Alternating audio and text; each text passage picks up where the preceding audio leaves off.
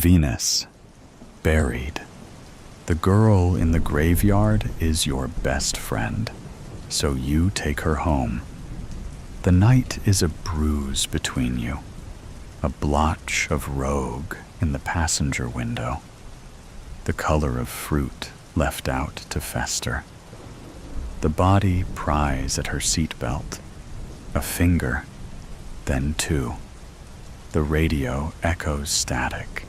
The body shuffles in her seat.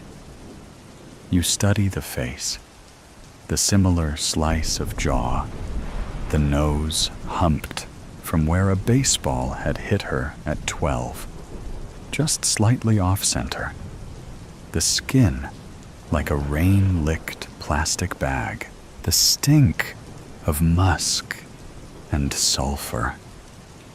You want to look away, but you cannot. She's so beautiful, even like this. Your headlights rake warbled slits through the dirt road, a yellow like jaundice. Your hands are stiff from the cold, your lips cracked.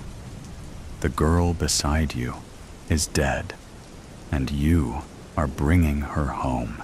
4 days ago, you'd stepped into a hardware store and emerged with a shovel sturdy enough to lift a life on.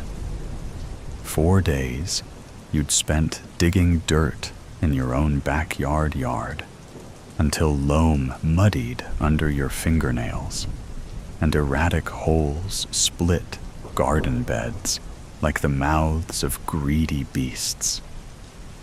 Until you could sift through soil with your eyes closed, with a hand bound. 4 nights you had laid in your bed, staring at the pockmarked ceiling, wondering what it felt like to burn alive.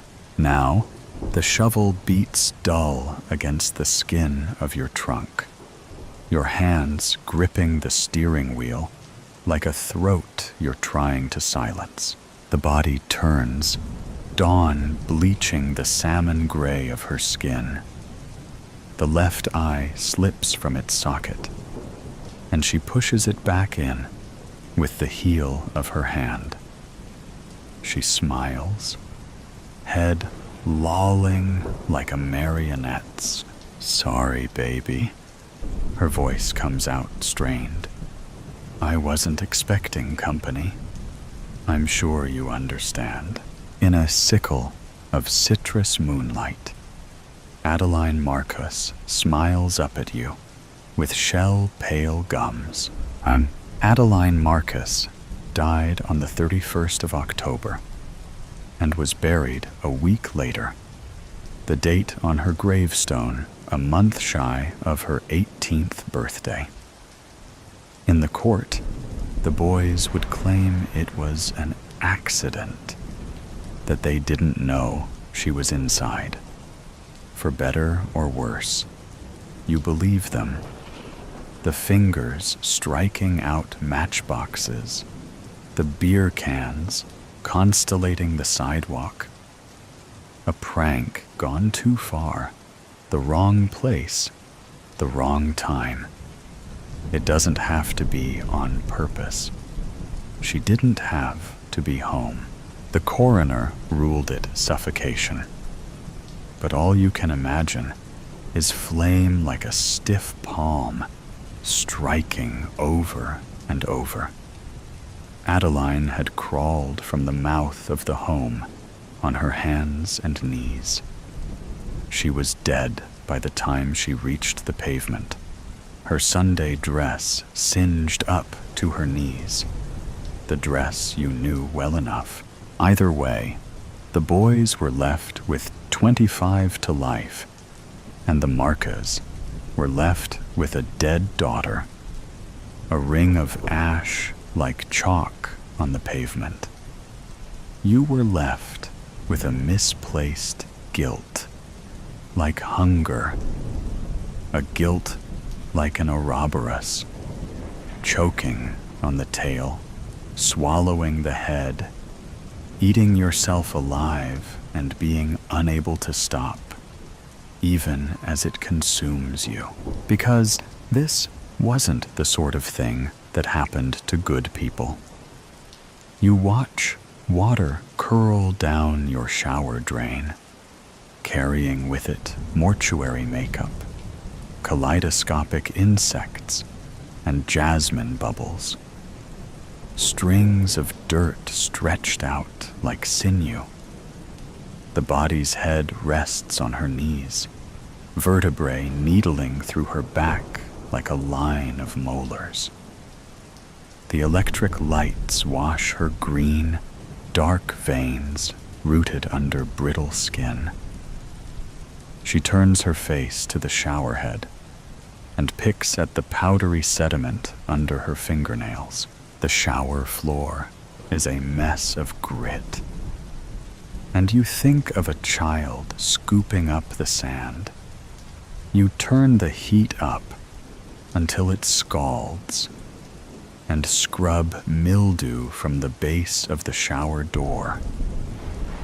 You think, if you can only get everything clean, everything will be all right. She turns her head and looks at you through eyes obscured by glass paneling. She says, "It's not as bad as all that." I don't even think I felt a thing, but she says it through lips the color of spoiled plums, so the sentiment doesn't ring true. You lift threadbare towels from the bottoms of your linen closet. You walk 3 times around your block and return to a corpse sat on your sofa like she has nowhere better to be. There are ants in your sugar bowl. You try to remove them, lift their crystal-knotted bodies on the prong of a fork, but they slip between the gaps, and you are left with a mess bigger than when you started. Tea-brown sludge bleeding from thoraxes and the stink of vinegar. There's a dead girl on your sofa, but let's focus on the ants in your sugar bowl. The way they thread through cysts of white like veins on a leaf, like the capillaries that run through the skin of your face. You make tea anyway. You add too much milk and sit cross-legged in front of the body. She stares at you. You stare back. The two of you drink, and ribbons of watery milk pour clean out her trachea, the gaping hole in her chest. But she doesn't stop drinking until you do. "You're not looking at me," she says. "Not really." "Yes, I am." You twist your hands in the shag carpet. "Aren't I now?" "No," she says. "You're not." You leave your teacup on the floor, saucer an iris of yellow, and go upstairs. You take 2 cigarettes from the carton squashed on your father's desk, and then think better of it. Press down with your heel until tobacco dissipates into the tawny carpet. You change your bed sheets twice. Eggshell white.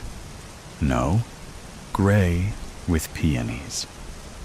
You make a second cup of tea. When you get back to the room, the body is still there. You are looking at her. You are not looking at her. "Do I disgust you?" she says. "No."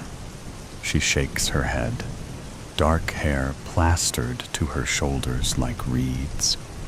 "No more than I always did. You need to sleep." You say, "Baby." She tilts her head to one side. "Sleeping is all I've ever done."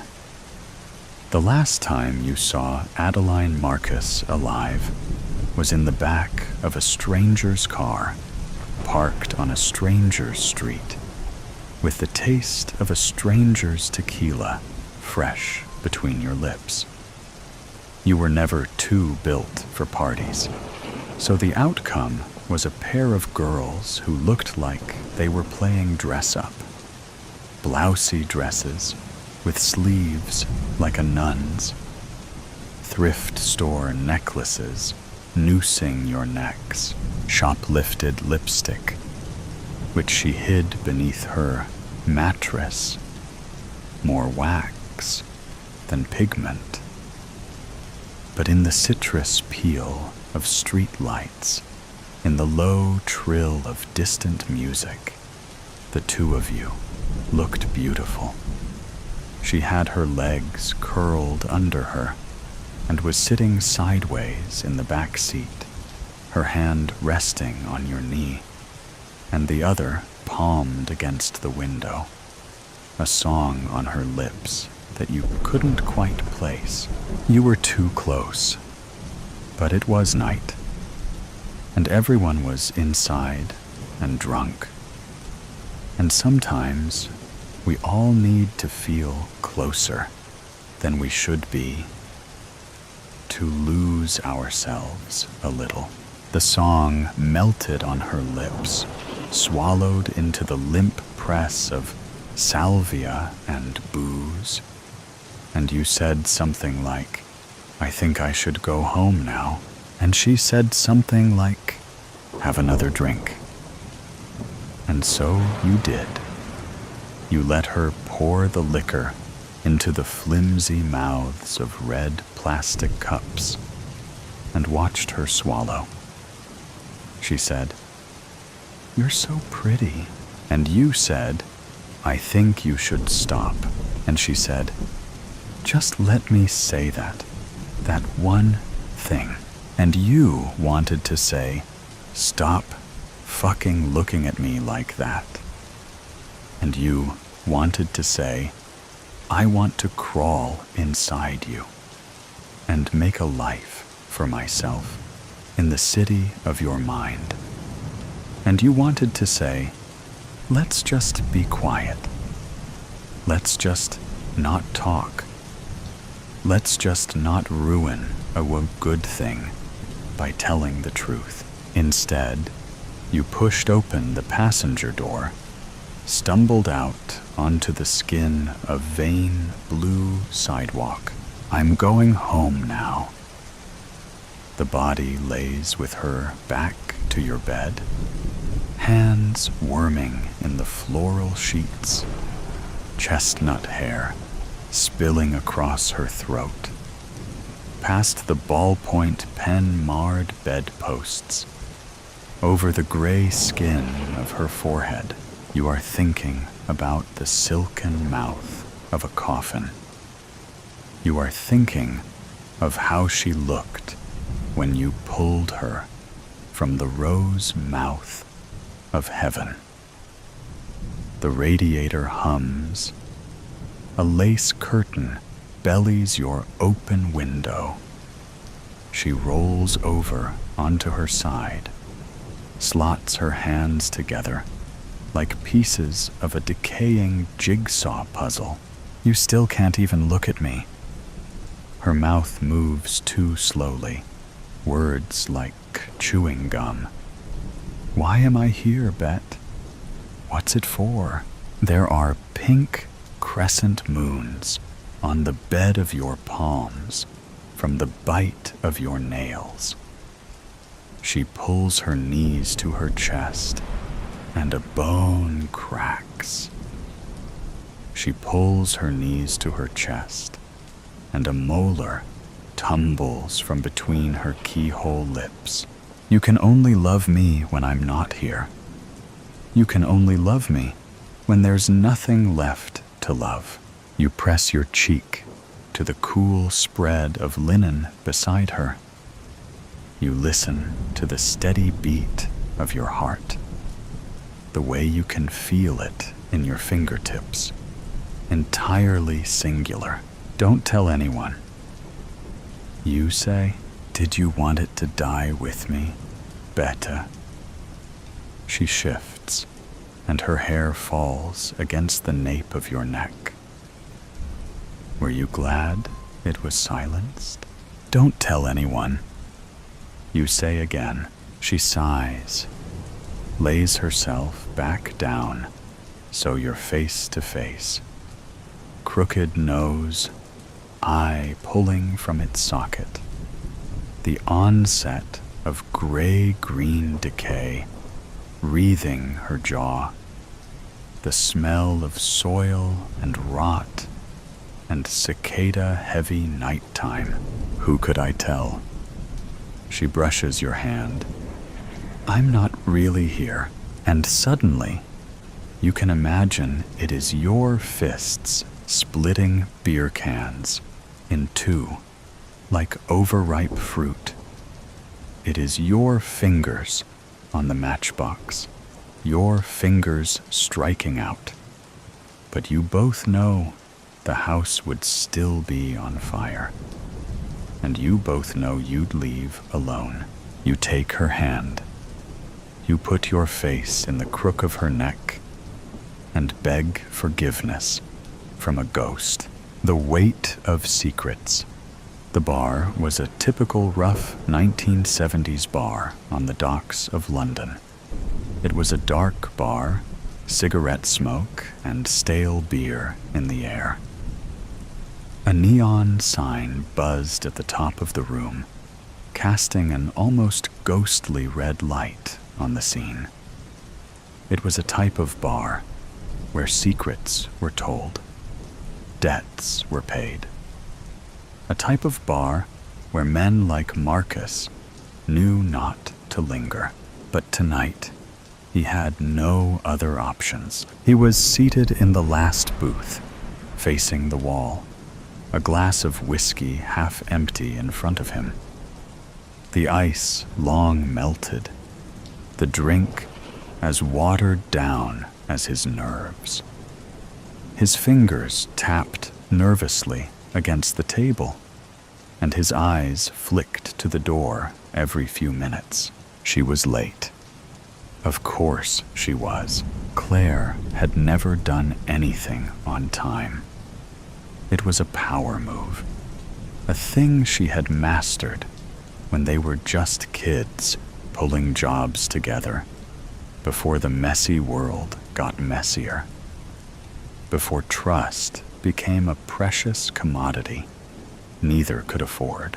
When she actually did walk into the room, it shrunk around her. She wasn't loud, she wasn't flashy, but she had an energy that turned heads. She moved like she knew things other people didn't, like she could see the strings behind the curtain, the mechanism, and knew exactly how to pull them. She spotted him immediately, sliding into the booth across from him, a cocky little smile on her face. "I didn't actually think you'd come," Marcus muttered, taking a slow sip of his glass. Claire reclined in a cross-legged position. "You called. I was curious." That was what you could say about Claire. She didn't waste words. It was as if every sentence was measured, weighed, and heavy. Marcus rubbed his jaw, suddenly unsure how to begin. He had rehearsed this conversation 1,000 times in his head, tortured himself with each word. But now, suddenly, all that preparation unraveled as he looked at her. "You don't belong here," he replied instead. Claire raised an eyebrow. "And yet, here I am." She motioned to his drink. "You gonna tell me why you called me out of the blue? Or are we just reminiscing?" Marcus exhaled slowly. He glanced around the bar. Nobody was watching, but that didn't mean there weren't watchers. Risked a trip out here was what he'd done. Hell, even whispering Claire's name when he did what he did was a risk. but he needed a trusted person to help. Or at least not rip his head off on sight. "We got a problem. I found something," he said. About the shipment. Claire's expression did not budge, nor her posture. Here she was, now listening. Really listening. "Go on," she said. Marcus hesitated. This was the moment. The point of no return. He could always backpedal, feign some excuse, play like this was whatever, but he didn't. "The shipment is not what they say it is," he said in a low voice. "It's not weapons." Claire tilted her head slightly. "Then what is it?" Marcus swallowed. His heart was in his throat. He had already said too much. "It's not good, Claire," he had the breath to say. "Worse than anything we've ever had before." She bent forward with her elbows on the table. "Marcus," her voice a silky, low drawl, steady but brittle, she said, "What's in the shipment?" His mouth felt dry. He glanced back at the barkeep, at the old guy behind the counter with a beer, a couple huddled away in the back. That one could be eavesdropping on us. "I can't," he said finally. "I've said too much." Claire sighed. "You do this every time." "Look at you," she said, shaking her head. "You first attach, and then in the next breath, you detach without explanation. If you tell me nothing, you explain to me what the hell's going on here, or you waste my time." Marcus clenched his jaw. "I'm only trying to keep you alive." Claire eyed him up and down, piercing him with her gaze. "And who says I need saving? You don't understand," Marcus said, stepping closer. He dropped his voice to a whisper. "This isn't just a job, Claire. This is something else. Something bigger." She didn't blink. "Then explain it to me." He hesitated again. And that's when he saw it. A man in the bar, observing them from below the brim of a dark hat. He wasn't drinking. He wasn't talking. "He's literally just sitting there waiting for us," he said. Marcus's stomach dropped. They weren't alone. He reclined in his seat, trying to remain calm. He drained the remainder of his whiskey, then resolutely put the glass up on the table. "We're leaving," he said, almost to himself. Claire didn't argue. She just looked back and spotted the gentleman, and nodded. She was up and moving before he was, gliding like a shadow while he scurried toward the door. The cool night air hit them like a slap as soon as they were outside. The streets were vacant, the city throbbing with the sort of silence that can only descend when there's danger close at hand. "Well, talk," Claire said, as soon as they were out of his sight. Marcus was running a hand through his hair. Thinking. "I should not have called you," he admitted. Claire grabbed his arm, halting him. "Marcus," he was looking at her, truly looking at her, seeing something he hadn't allowed himself to see until now. This was more than just another job for her. It wasn't just any payday. She wanted answers, and she wasn't going to let him off the hook without having him give them to her. Marcus exhaled. The shipment, he said. It's not weapons, it's people. Claire's mask broke for the first time. What? They are actually smuggling people, Claire. And not just any people. He lowered his voice. They're selling them, like cargo. Silence. Then, who? You know the answer to that already. Claire stared at him. You're sure? Marcus nodded. She fell quiet for a long beat. Then, at last, she took a long breath out. Shit, she muttered. Marcus nodded again. Yeah, she shook her head, ran a hand through her hair. This is bad, Marcus. This is a real shit show. I know. Claire raised her head to look at him, a sharp, calculating look in her eyes. What's your plan? He hesitated. He hadn't gotten that far, but Claire had always been faster than him. I'm able. She straightened up. First thing we do is we disappear. You and me. Because if they know, you are dead already. Marcus swallowed. And then what? A smile broke across her face, an old flame bursting into life in her eyes.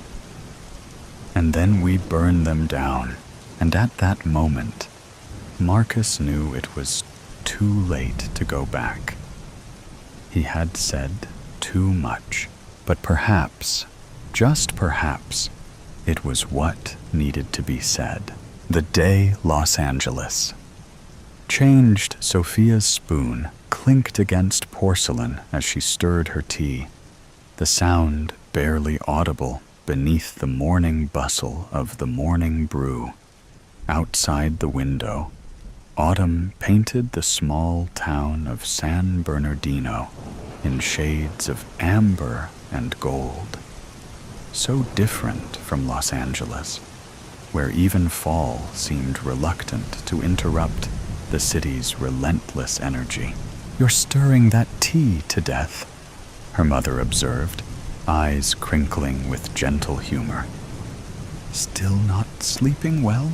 Sophia looked up, caught in the act. Serenity Williams had always possessed an uncanny ability to read her daughter, even as cancer steadily claimed her strength. Today was a good day. Her mother sat upright without assistance, her silver-streaked hair neatly combed, her smile warm despite the hollowness in her cheeks. Claire's having nightmares again, Sophia admitted.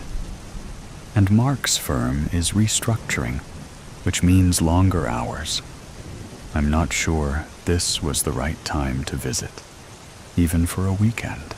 Serenity reached across the table, her hand light but steady as it covered Sophia's. There's never a perfect time for anything important. You're here now. That's what matters. The cafe hummed around them, baristas calling out orders, the espresso machine hissing, customers tapping away at their laptops or scrolling through their phones. On a wall-mounted television, the morning news rolled through its predictable cycle. Political tensions, economic forecasts, celebrity gossip. The scent of fresh coffee and baked goods wrapped around them like a familiar blanket. Tell me more about Claire's school play, Serenity prompted, taking a careful sip from her cup. You said she landed the lead role? Sophia's face brightened. She's playing Dorothy in The Wizard of Oz. You should see her practicing somewhere over the rainbow around the house. Mark recorded her last rehearsal. I can show you. Her words trailed off as the cafe's television caught her attention. The news had switched to a traffic helicopter shot over Los Angeles. A routine segment showing the morning gridlock. The reporter's voice carried over footage of the 405 freeway, mentioning construction delays near Westwood, where Mark worked. Expect those delays to continue through the afternoon rush hour. Alternative routes are advised for. The screen flashed white. For a fraction of a second, Sophia thought it was a technical glitch. Then the blinding light resolved into something else. As two massive fireballs erupted over the Los Angeles skyline, twin terrifying mushroom clouds climbing into the atmosphere. The helicopter camera jolted violently, the image spinning as the reporter's voice cut off mid-sentence, static. Then, blackness. The morning brew fell silent. Every conversation halted mid-word. Every movement suspended. For 3 long seconds, no one breathed. Sophia felt the world contract to a pinpoint. Sophia let slip a tiny gasp. Her coffee cup slipped from nerveless fingers, shattering against the floor. But she couldn't hear it. All she could see was that burning flower blossoming over her home, over Mark, over Claire. Sophia. Her mother's voice seemed to come from miles away. Sophia, look at me. Sophia couldn't move, couldn't blink. At a loss for words, her body had turned to stone while her mind screamed. Around them, the stunned silence fractured. Someone gasped. A man at the counter swore loudly. A barista fumbled for the remote control, frantically changing channels. Each station showed variations of the same nightmare. Emergency broadcasts, confused anchors, footage of the explosion from different angles. What appears to be at least 2 nuclear detonations over Los Angeles. No official statement yet from authorities, advising all residents to shelter in place. Sophia's phone vibrated in her pocket. Her heart leapt. Mark? Claire? But when she pulled it out with trembling fingers, the screen displayed only an emergency alert. National emergency declared. Shelter in place. Await further instructions.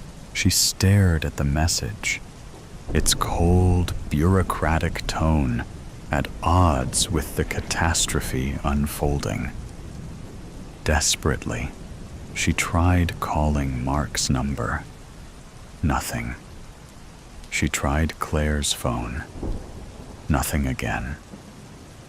Each attempt met with the same automated message. All circuits are currently busy.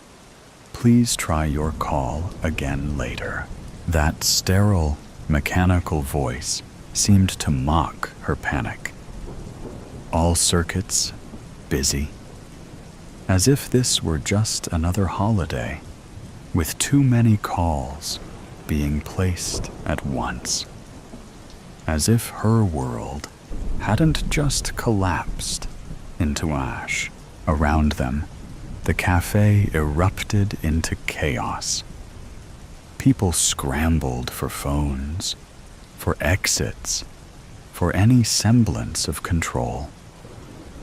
A businessman shouted into his dead cell about evacuations. A college student sobbed openly into her hands. The barista continued flipping channels frantically, as if one might suddenly offer reassurance. "Is it just LA?" someone demanded. "Are there other cities?" "My sister's in San Diego," a woman cried. "She's not answering. The terrorists might have finally developed a nuke." "No, it's gotta be an accident. Nuclear war, man. The Chinese, the Russians." Outside, ancient, long disused air raid sirens began to wail. Through the window, Sophia could see people rushing down the sidewalks, some toward their cars, others seemingly without direction. A police cruiser sped past, lights flashing. Sophia's thoughts whirled like debris in a tornado. Mark and Claire. 12 miles from downtown Los Angeles. Was that close enough to the blasts? Had Mark gotten to Claire's school in time? Were they trying to leave the city or shelter in place? The questions multiplied, each more terrifying than the last. The spell binding Sophia's tongue broke, and she could finally speak. "I have to go back," she whispered, then louder. "I have to go back to LA."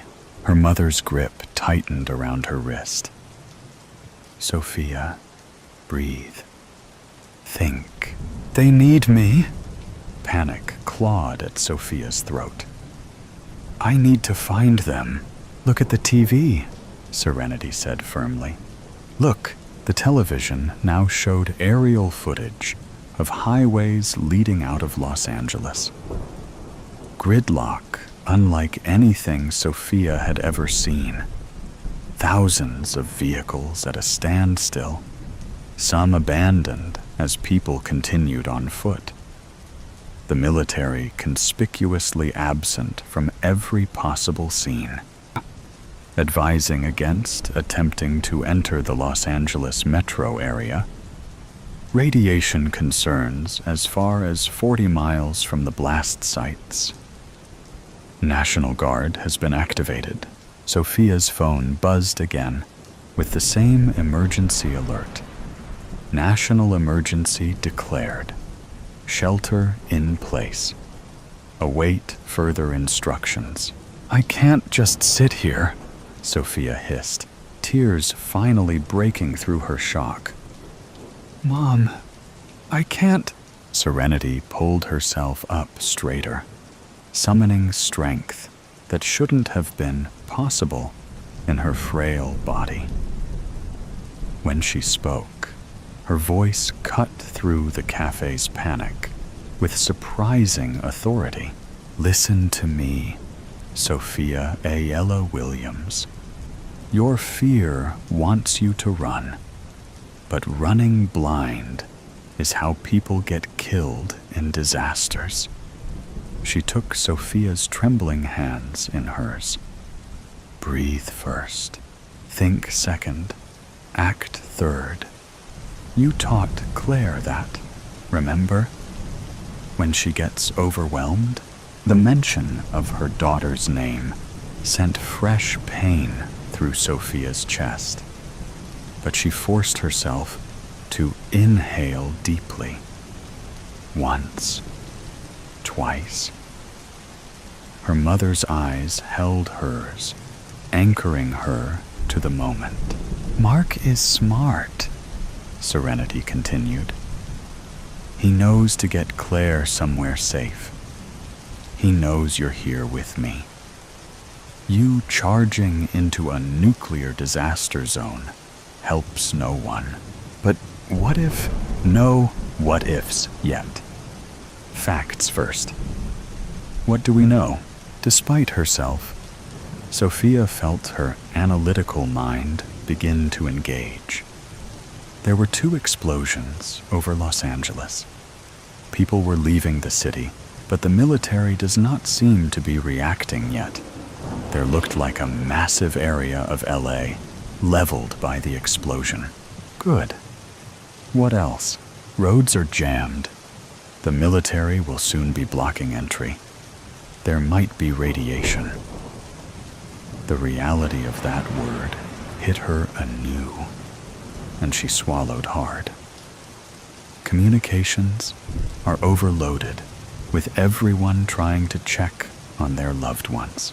The news cut to a press briefing where the perky smile of the blonde, blue-eyed, and comely presidential press secretary, incongruent to the chaos erupting, confirmed what everyone already knew. 2 nuclear devices had detonated over Los Angeles. Origin unknown. Casualty estimates pending. Military response underway. The potential for additional attacks could not be ruled out. And does everyone like my new lip gloss? The press secretary asked. I can't just wait here, Sophia whispered. I can't. Serenity studied her daughter's face. No, you can't. But you need a plan, not panic, for the next hour, as the world unraveled around them. Sophia and her mother remained at their table. The cafe transformed into an impromptu crisis center for the customers. The owner turned up the television volume, distributed free coffee, and allowed people to charge phones on every available outlet. Information trickled in. The blasts had occurred over downtown Los Angeles. Early estimates suggested the devices were relatively small by nuclear standards. Tactical nukes, like the RSM-56 Bulava, rather than strategic nuclear weapons. But devastating nonetheless. Sophia tried every communication method she could think of. Calls, texts, emails, and social media messages. Most failed, but occasionally a text would go through, only to receive no response. She left voice messages that grew increasingly desperate. I'm coming to find you. Wait for me. I love you both. Outside, the town of San Bernardino transformed. Police directed traffic at intersections. Lines formed at gas stations. The grocery store across the street was mobbed. People hugged strangers or argued violently about what to do next. And through it all, Serenity remained calm, her presence a counterweight to the mounting hysteria. She helped Sophia gather information, separating facts from rumors, while conserving her limited energy. The radiation reports are mixed, Sophia noted, scanning emergency updates on her tablet.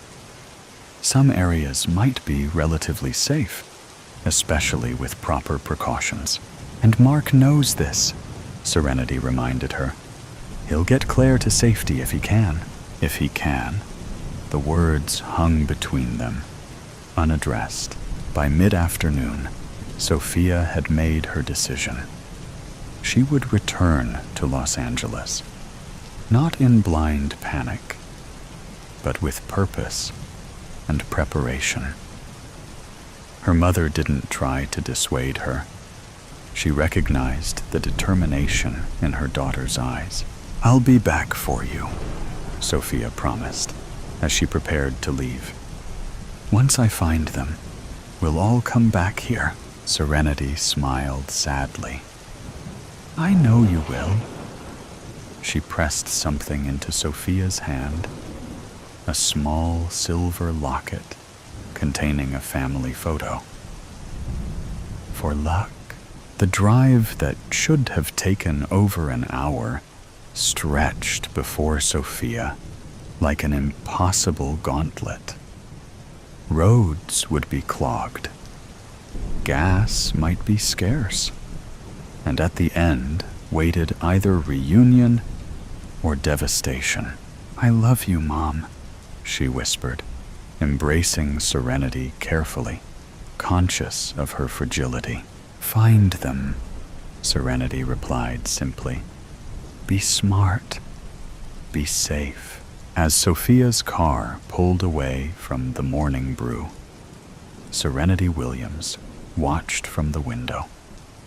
Sophia touched her fingers to the glass in silent farewell, praying that her mother, Serenity, and her daughter, Claire, would forgive her for the choice she'd been forced to make today.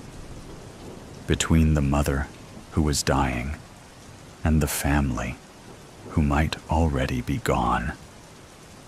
The afternoon shadows grew long as Sophia's car raced along the westbound interstate back to Los Angeles. The main highways heading east had quickly become impassable, choked with the vehicles of fleeing civilians. Radio reports described mass evacuations from areas surrounding Los Angeles, the declaration of martial law, and conflicting radiation warnings. Sophia had expected gridlock all the way, but the lack of any vehicle but hers heading west made the drive that more unsettling. The traffic thinned as she approached LA. The further she drove, the emptier the roads became. She was alone on the freeway. A surreal experience on roadways normally congested at all hours. The emptiness carried its own warning. She was driving toward something everyone else was fleeing. Sophia's GPS had stopped working hours ago, but she didn't need it. 15 years in Los Angeles had etched these routes into her memory. Exit here, turn there, the familiar path home. As she crested the final hill that should have revealed their neighborhood, her headlights illuminated a transformed landscape. Where apartment buildings and shopping centers should have stood, there was absence, rubble, small fires, and just nothing. A perfect circle of annihilation. She pulled to the side of the road, stepping out into air that smelled wrong, like sulfur and ash and things that had no name. The evening was eerily quiet. No sirens, no voices, no wildlife, just the soft tick of her cooling engine and the blood rushing in her ears. Beyond the destruction's edge, buildings remained mostly intact, untouched save for their destroyed windows, as if a giant cookie cutter had stamped down from above, removing only what lay within its circumference. Their apartment had been 3 blocks inside what was now emptiness. Sophia walked forward in a daze, approaching the edge of obliteration. Something crunched beneath her shoes. Glass fused with asphalt, transformed by unimaginable heat. The boundary between existence and nothingness was shockingly abrupt. Mark wouldn't have had time to leave home and then driven to Claire's school, she reasoned desperately. He could have left early for his regular gym workout and could have driven straight to her. Her school must be outside this circle. They could still be alive. They must be. The distant growl of engines broke the silence. Headlights swept the devastation as a convoy of military vehicles rumbled into view. Camp Pendleton Marines, in full hazmat gear, disembarked, moving with half-practiced efficiency. One spotted her and approached, face obscured behind a protective mask. "Ma'am, this is a restricted area. You need to evacuate immediately." The faceless Marine barked. "My family," Sophia's voice cracked. "My husband and daughter, they lived here." The soldier's posture remained tense and rigid, clearly on edge. "I'm sorry, ma'am. There were no survivors within the blast radius. Radiation levels here are dangerous. We need to leave now." "But they might not have been home," she insisted. "My daughter's school. It must be outside the blast radius. My husband might have—" "Ma'am?" The soldier cut her off, not unkindly. "Secondary evacuation sites have been established for survivors. Check there, but you can't stay here. It isn't safe." As if to emphasize his point, a radiation detector at his belt emitted a persistent clicking that grew faster as they stood talking. "Where?" she demanded. "Where are these evacuation sites?" Before he could answer, another Marine approached rapidly. "Sir, we've got missile incoming." "What?" said the first Marine.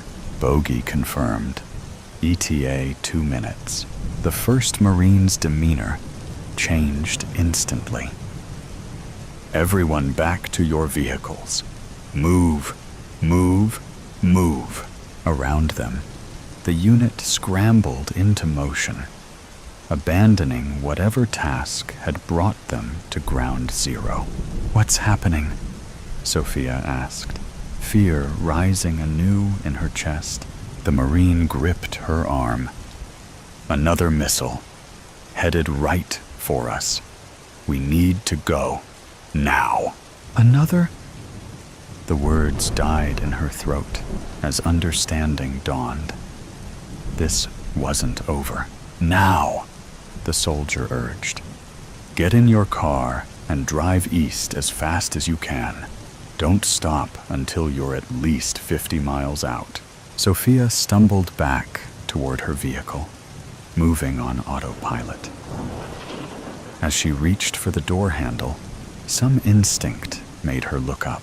There, cutting across the darkening evening sky, was a thin, white line, like a shooting star, moving in slow motion. But unlike a shooting star, it wasn't arcing away. It was descending, the third, markedly larger missile coming to finish what the first two had started. Sophia stood frozen, again at a loss for words, with her hand still extended toward her car door. The Marine shouted something at her, but his words were lost in the strange silence that had enveloped her consciousness. She watched the white line grow brighter and tracked its inevitable path toward the ruined city, toward her. In that moment, Sophia understood with perfect clarity what her mother had tried to teach her that morning.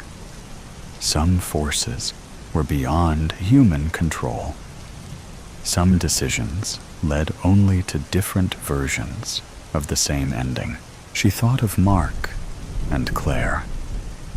Whether they had perished already, or had they survived only to face this missile.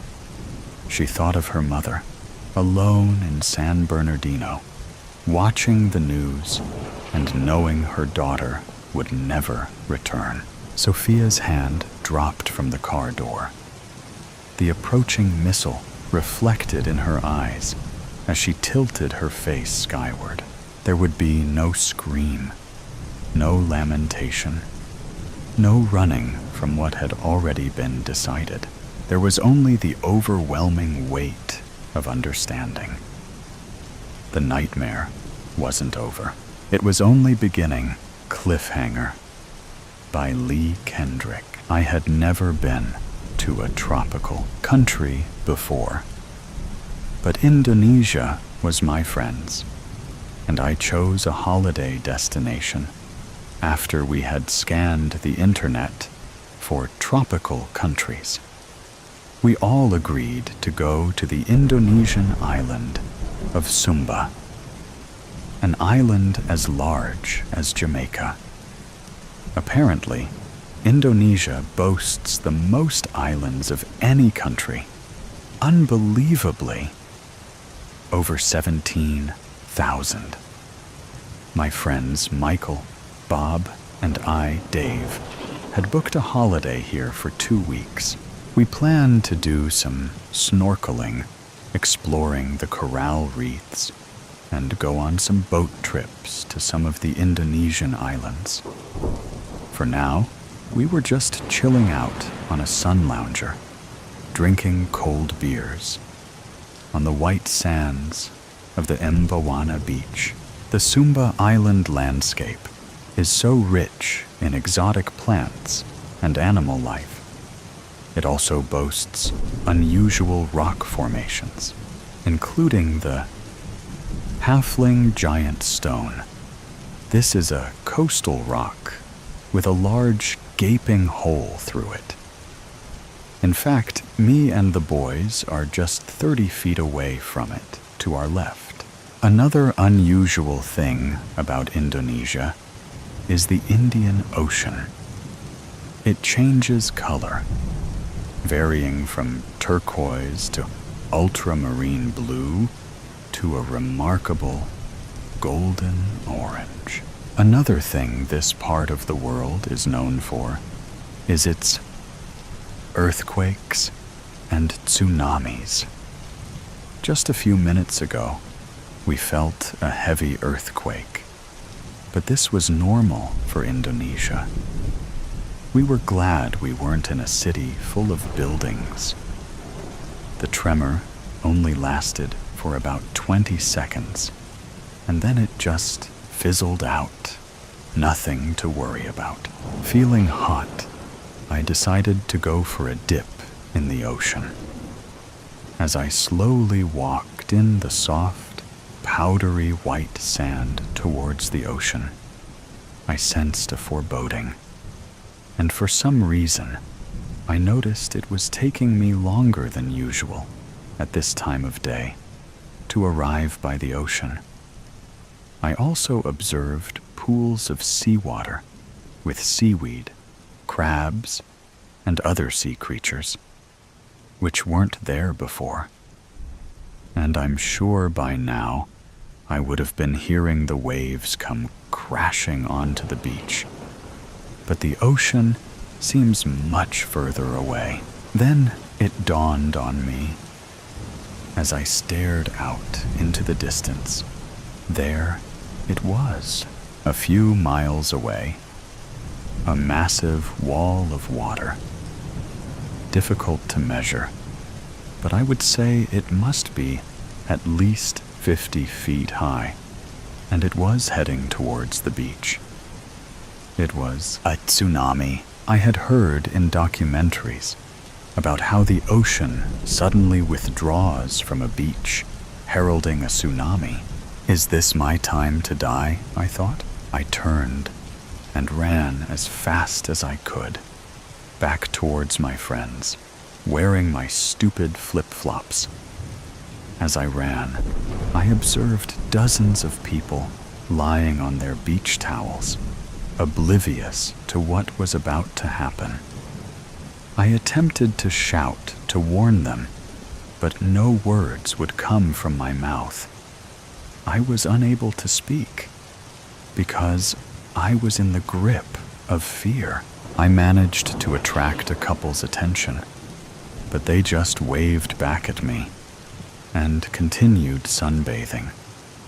I picked up a heavy shell and threw it at them, and then pointed frantically towards the wall of death.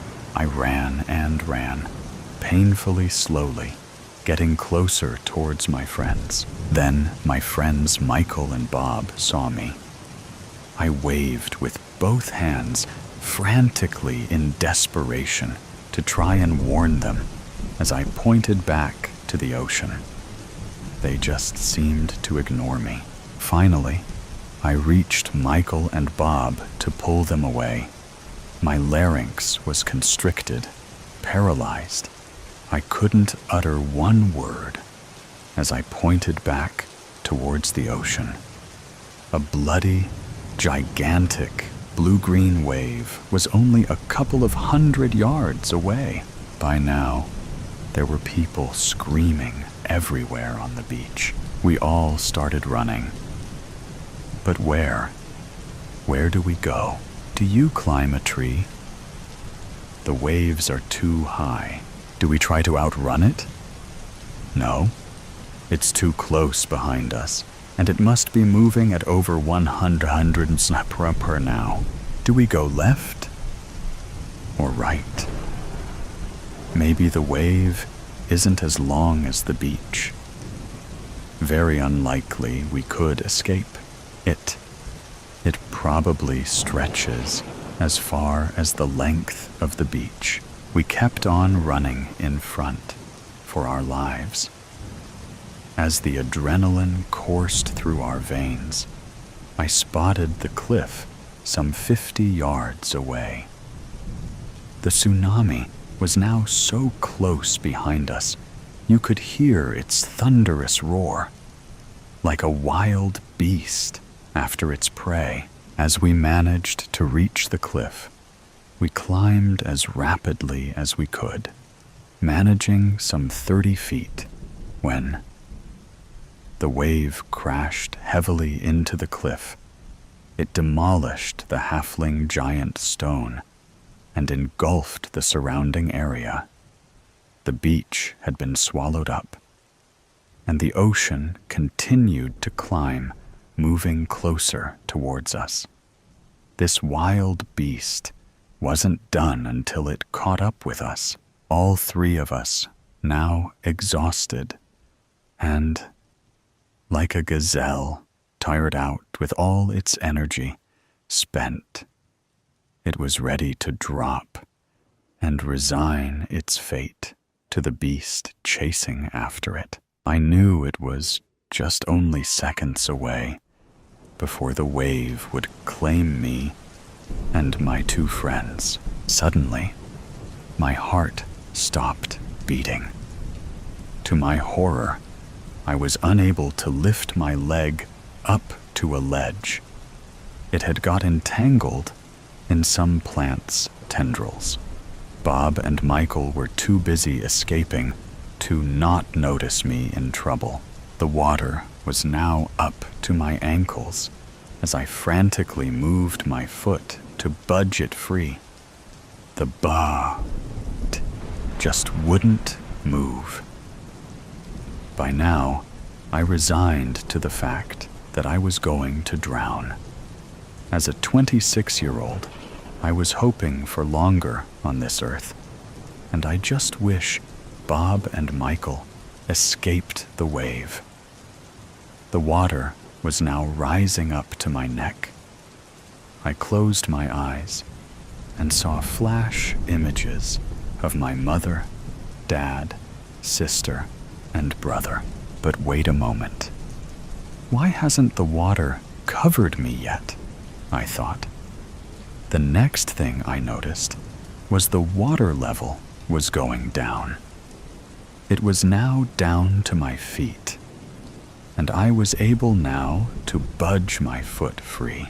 The water was drawing slowly away, down to where the ocean and beach would normally meet.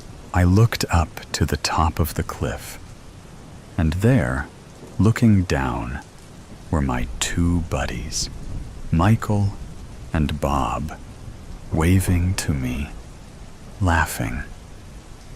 We all had a miracle escape. Sadly, many tourists didn't. And to the person who buys my house.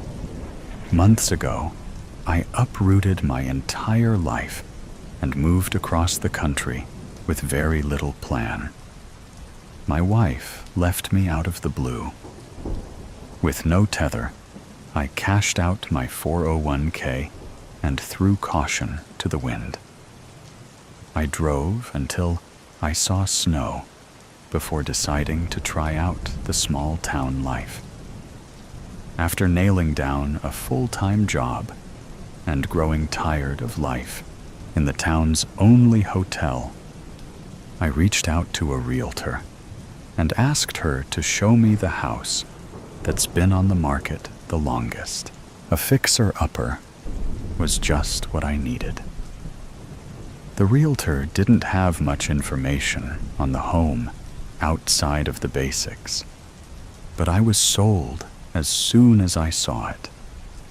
3 stories, isolated deep in the woods. What more could a man looking to start over with a project ask for? After closing, I was given a fill folder containing all the important information. With all the standard documents was a handwritten letter from the previous homeowner. The contents of the letter have me questioning if I made the right choice, but I've never been one to turn down a challenge. I have typed the contents of the letter below. To the person who buys my house, congratulations on the purchase of your new home. Or perhaps, should I say, you're welcome for your new home. I can only imagine what type of person you may be. A first-time home buyer? A newlywed couple just starting out? A growing family looking for more space? A retiree longing to be away from the hustle and bustle of the city? Or even just an investor looking for rental properties? The possibilities are endless, but no less exciting. Just as exciting as when my late husband and I first purchased the property so many years ago.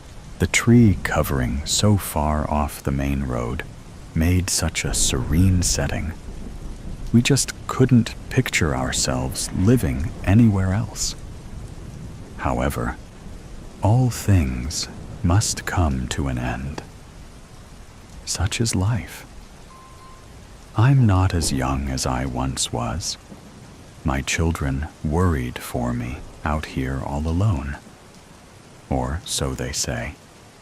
My oldest daughter decided the property was too much for me to care for on my own anymore, and encouraged me to move to the old folks' home in the next town.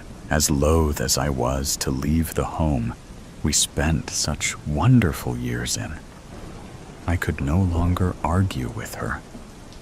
The upkeep was getting to be a little much for these old bones.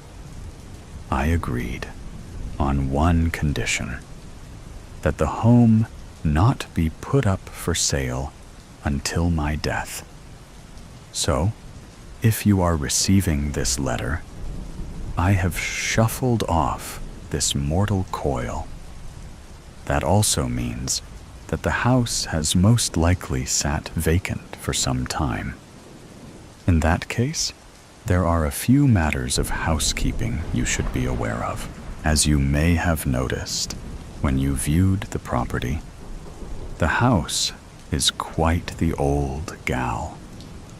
Her 3 stories stand tall and formidable in the dense forest surrounding it.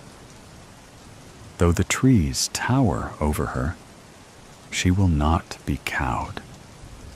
The roof has held up better than we ever expected with so many trees around. It was replaced in 2018, another urging of my oldest daughter. Though it had only a few cosmetic issues at the time, the trees closest to the home are sturdy and hardly ever dare to drop their branches directly on the roof. By the time you move in, it may be time for a fresh coat of paint, though I found the house does prefer to be a light blue with white trim. She likes to stand out amongst the darkness of the forest. I'll never forget the way the old gal gleamed at Christmas time, with string lights shining bright enough to light up the snow all around. Oh, I do hope you have the most wondrous Christmases there. Anyway, I've gotten off track. Yes, the house will require a new coat of paint, and I'm sure you will decorate the inside as you see fit. Before you start to move too much around, be aware that some of the items in the house have been strategically placed.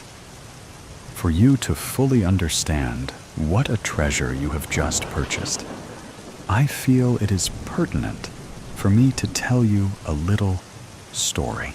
My Reginald and I purchased the home fully furnished before any of our children were brought into this world. The first year we lived there was pure bliss. Young and in love, we dedicated almost all of our time to each other. My husband fondly referred to this time as our honeymoon phase. One of our favorite activities was exploring the vast property surrounding us. When the weather did not permit roaming, we explored the home itself. Though from the outside, it appears as any manor in the woods would, inside is much to be discovered. During that first year, we enjoyed the convenience of it being fully furnished and move-in ready. But over time, I yearned to decorate, to make the space my own. Reginald, ever the obedient husband, humored me. We started by taking down every painting that hung on the walls, deciding which to keep, which to sell away, and which to simply move to a different area. That is when the first odd discovery was made. Behind a great many of the paintings, there were holes, right in the plaster walls. Some appeared to be methodically cut in perfect squares. Others, as though a fist was punched straight through it. We, of course, decided that those would eventually be covered back up. I piled the painting up in the drawing room and set about cleaning the walls. By the end of the day, I had yet to decide on what exactly to do with them. So I let them lie and went to bed. In the morning, however, they were all hung perfectly back in their spots, as if all my work had never happened. For days, I assumed Reginald had done it, and he assumed I had. We ultimately didn't speak of it until it was too late, when my Reginald started back to work as supervisor of the factory in town. I resumed my endeavor to make the home feel like it was mine. I hated the big rugs scattered all around the place. I've always preferred a nice hardwood floor. No need for carpets that hold all the dirt and hair that's dragged in. The furniture was easy enough to move out of my way, and the rugs all rolled up nicely. I was mighty proud of my hard work until I got a good look at the wood. Large, dark, discolored splotches marred what should have been beautiful hardwood hiding under those ghastly rugs, which I'm sure you've seen. Unfortunately, much like the paintings, the rugs remained. I'd go into more detail, but some of the full truths have been lost to time. But I will tell you, be careful what you look behind or under. Though the house allowed me to dust and paint and add decor as my heart desired, it did not allow me to leave any of its secret spots uncovered. Behind dressers, cabinets, doors, paintings, mirrors, and under couches, chairs, and beds, the house hides. After the first year, I gave up trying to rearrange and became content with adding a few of my own touches here and there. I think that once the house realized I'd stopped trying to change it so much, it settled down. For a while at least, we entered a time of peace again. But the monotony of loneliness began to get to me. Thankfully, we soon welcomed our oldest daughter. As soon as she arrived, the house awoke with laughter and joy. All hours of the night, she would giggle, and the house seemed to echo with it, those echoes long lingering even after she fell asleep. As we welcomed more children, it seemed that no matter how much we tied, the house remained scattered with toys. It was as if I'd turn my back and they'd all jump right off the shelf and resume their places on the floor. The never-ending chore of putting away made me weary to my bones. In a stroke of wisdom, my Reginald decided one summer to send the children to my mother's for a week. She lived on the coast, never one for the colder air where we chose to live. We didn't see her often, and the children did love her so. Off they went without a complaint, leaving my love and I alone for the first time in over a decade. We didn't know what to do with ourselves. That first night, it was as if we were newlyweds again. But I won't traumatize you with any of that. We felt so young again, only waking when the sun finally shone through our bedroom window, with no rush to feed the masses. When we finally emerged from our bed a little after noon, we walked into an unexpected scene. Every toy, book, pen, shoe, and piece of sports equipment that belonged to the children had been strewn about the first floor in the most uncivilized manner. There was no question that the house had been perfectly clean the night before. Our first thought was that we'd been burgled, that someone had broken in, thinking we'd all left for the coast. The only problem is, we told no one the children were leaving, and we had no neighbors to have noticed their departure. Regardless, we checked for signs of forced entry on all the doors and windows. Finding nothing, we were forced to believe it was whatever force we had once felt in our home, agitated with us once more. As you've probably ascertained, the house is very particular. We had come to accept not being able to move the furniture or pictures, but were only just realizing that the house did not like many of the new things we'd brought in either. How many times had I picked certain toys up off the floor, only to find them there again in the morning? How many times had I unfairly blamed the children for messes they claimed they knew nothing about? That morning, we saw the truth of the matter, and I knew something had to change. The children didn't deserve my anger or anxiety. They were not to blame. When they returned, I was sure to tell them as much. But before then, we had to find a way to coexist again with the forces in the house. What should have been a week of relaxation and reconnecting became a week of trial and error. On the first day, we tidied the house, putting everything back where we thought everything should go.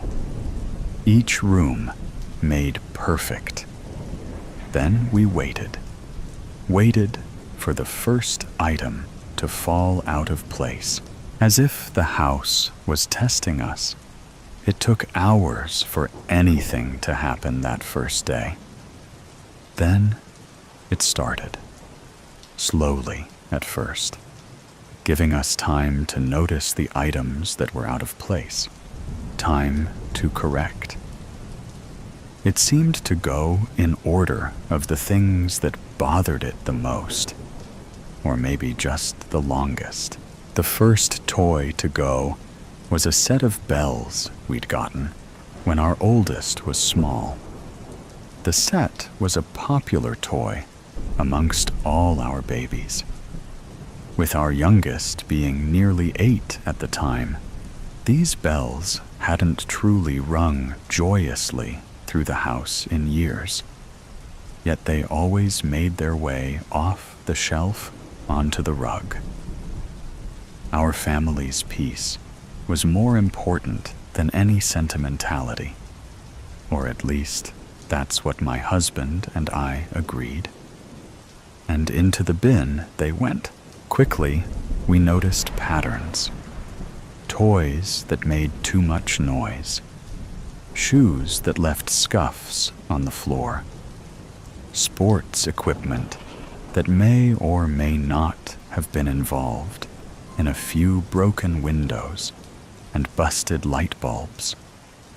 Books that sat too heavy on the overburdened bookshelves.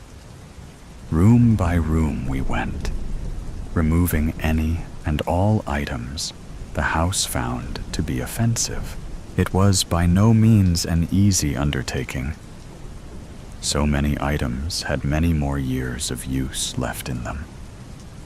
But knowing what I knew, I could no longer sacrifice my sanity for a few boxes full of possessions. When the last box of offending items left the property, it was as if the house itself took a deep, calming breath.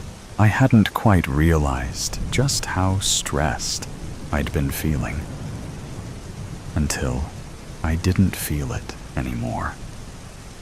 Weight I'd grown accustomed to bearing eased off my shoulders. The air was lighter, the lights were brighter, and the house even seemed to smell better. Not that there was a noticeable bad smell before.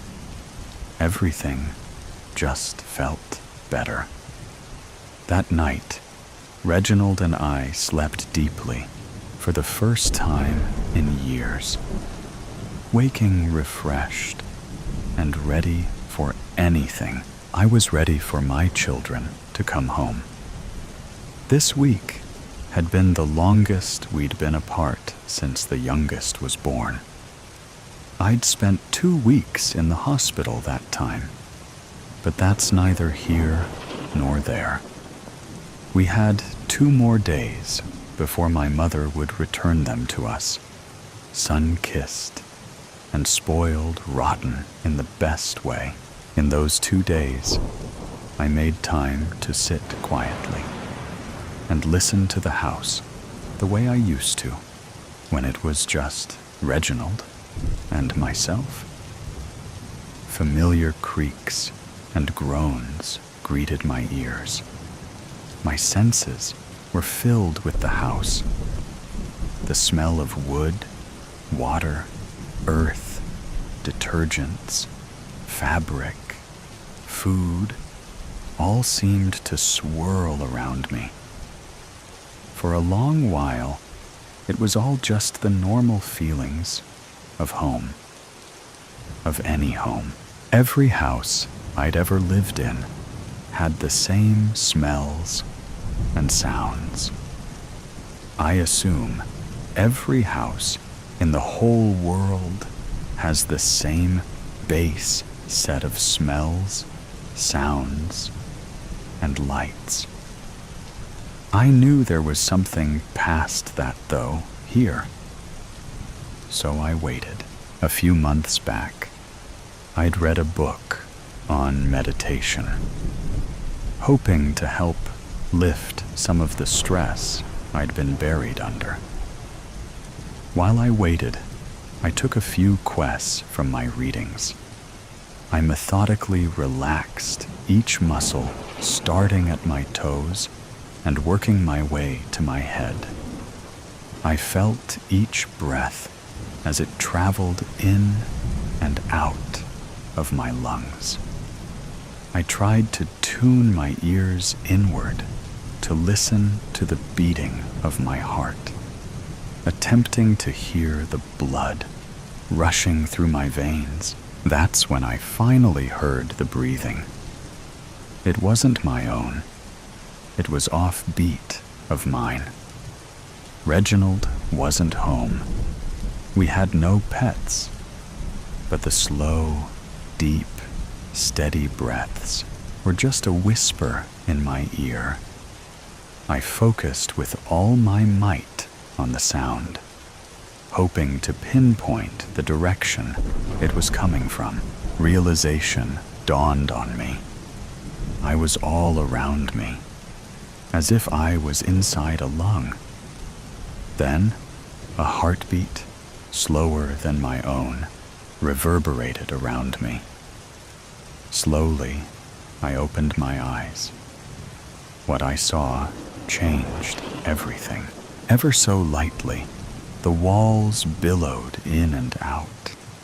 Ever so slightly, the chandelier above my head rhythmically bobbed, as if contracting, thrumming. Everything in the central family room moved in a steady beat. How many days had we spent in this room? The majority of our lives circulated in this room, where we were most often all together as a family, the way a family room should be used.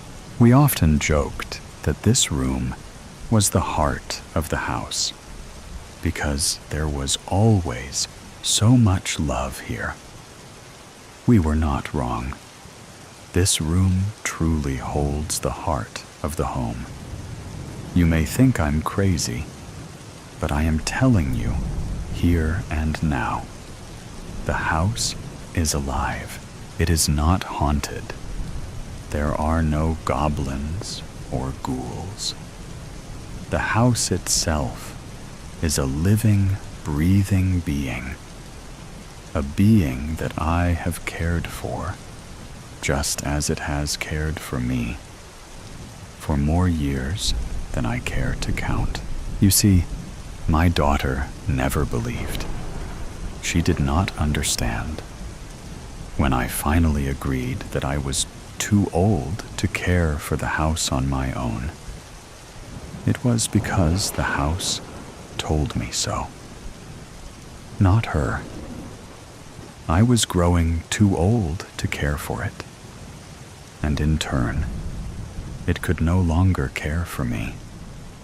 It needs someone younger, someone to breathe new life into it again. And if you care for it, it will care for you.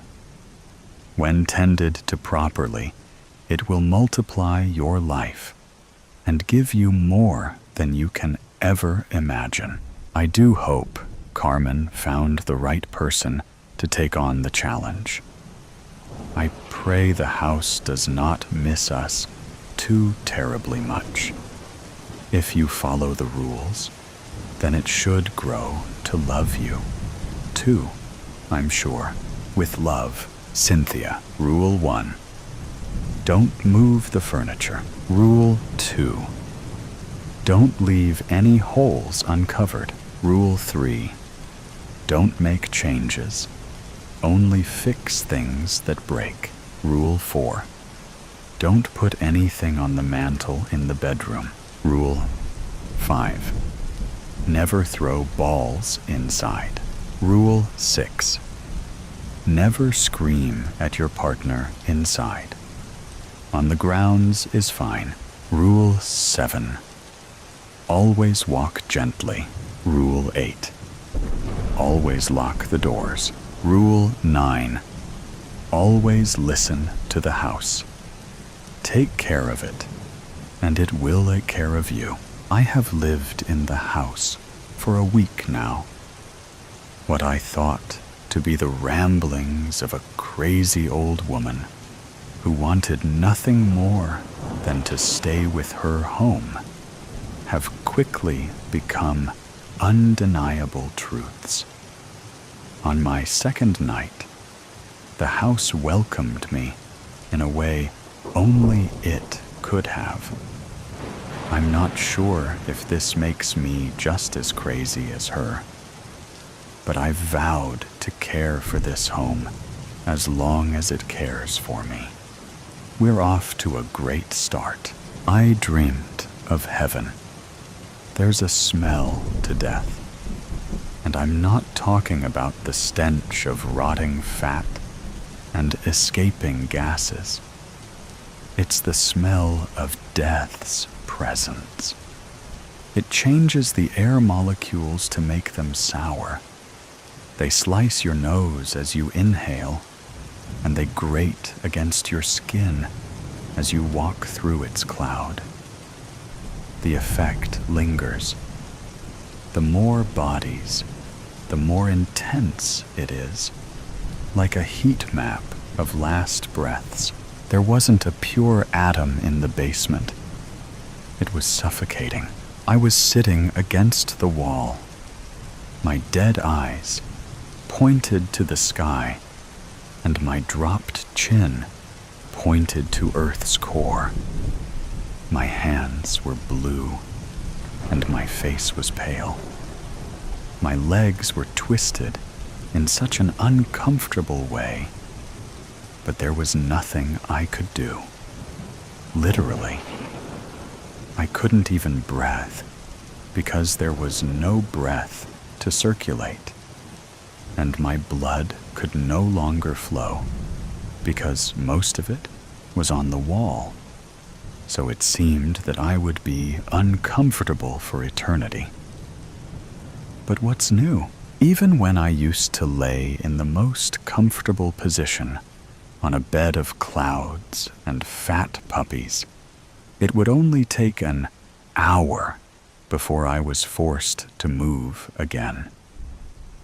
Comfort is only a distant hope, after all, occasionally swooping down to give us a kiss on the cheek, only to fly away again. It offered a good chase, at least, but now it's gone, and it's never coming back. I can see its wings flap and flap, but its image only shrinks. Goodbye, little bird, and so my legs will stay. I don't even know who these people are next to me, beyond being an undesirable, of course. I always thought it would be my wife or children. Hell, even a neighbor in their place. But who are they? I don't know them. I've never seen them in my life, except maybe a passing glance or so. And yet, here they are. No one would ever want to imagine their coffin being shared with strangers. It's not fitting, I'll tell you that. And who pulled the trigger? I didn't recognize any of them either. When a man is put in such a position as I, isn't the smallest, most bare minimum honor you could give him is to at least let him see a familiar face before the black veil is draped. Even a simple photograph would suffice. Does their cruelty know no bounds? And what a disgusting day for it to happen. A clear, warm week ahead without a cloud on the radar. Yet they chose the only stormy day as the day. The rapping of the rain against the basement window was incredibly distracting, and all I had to do was stand still. I can't imagine the ruckus for the men with the job, but alas, it goes how it goes, just as it always does. Nothing new, nothing new. When my consciousness expired, there was a very bright light, just as you're told that you would see. It was like I was tied to the nose of a rushing train that was exiting a tunnel. I wasn't scared. I was intrigued, I suppose, but weary. It didn't seem like the light was growing as you'd expect, but it was still clear that we were bound to collide. And so we did.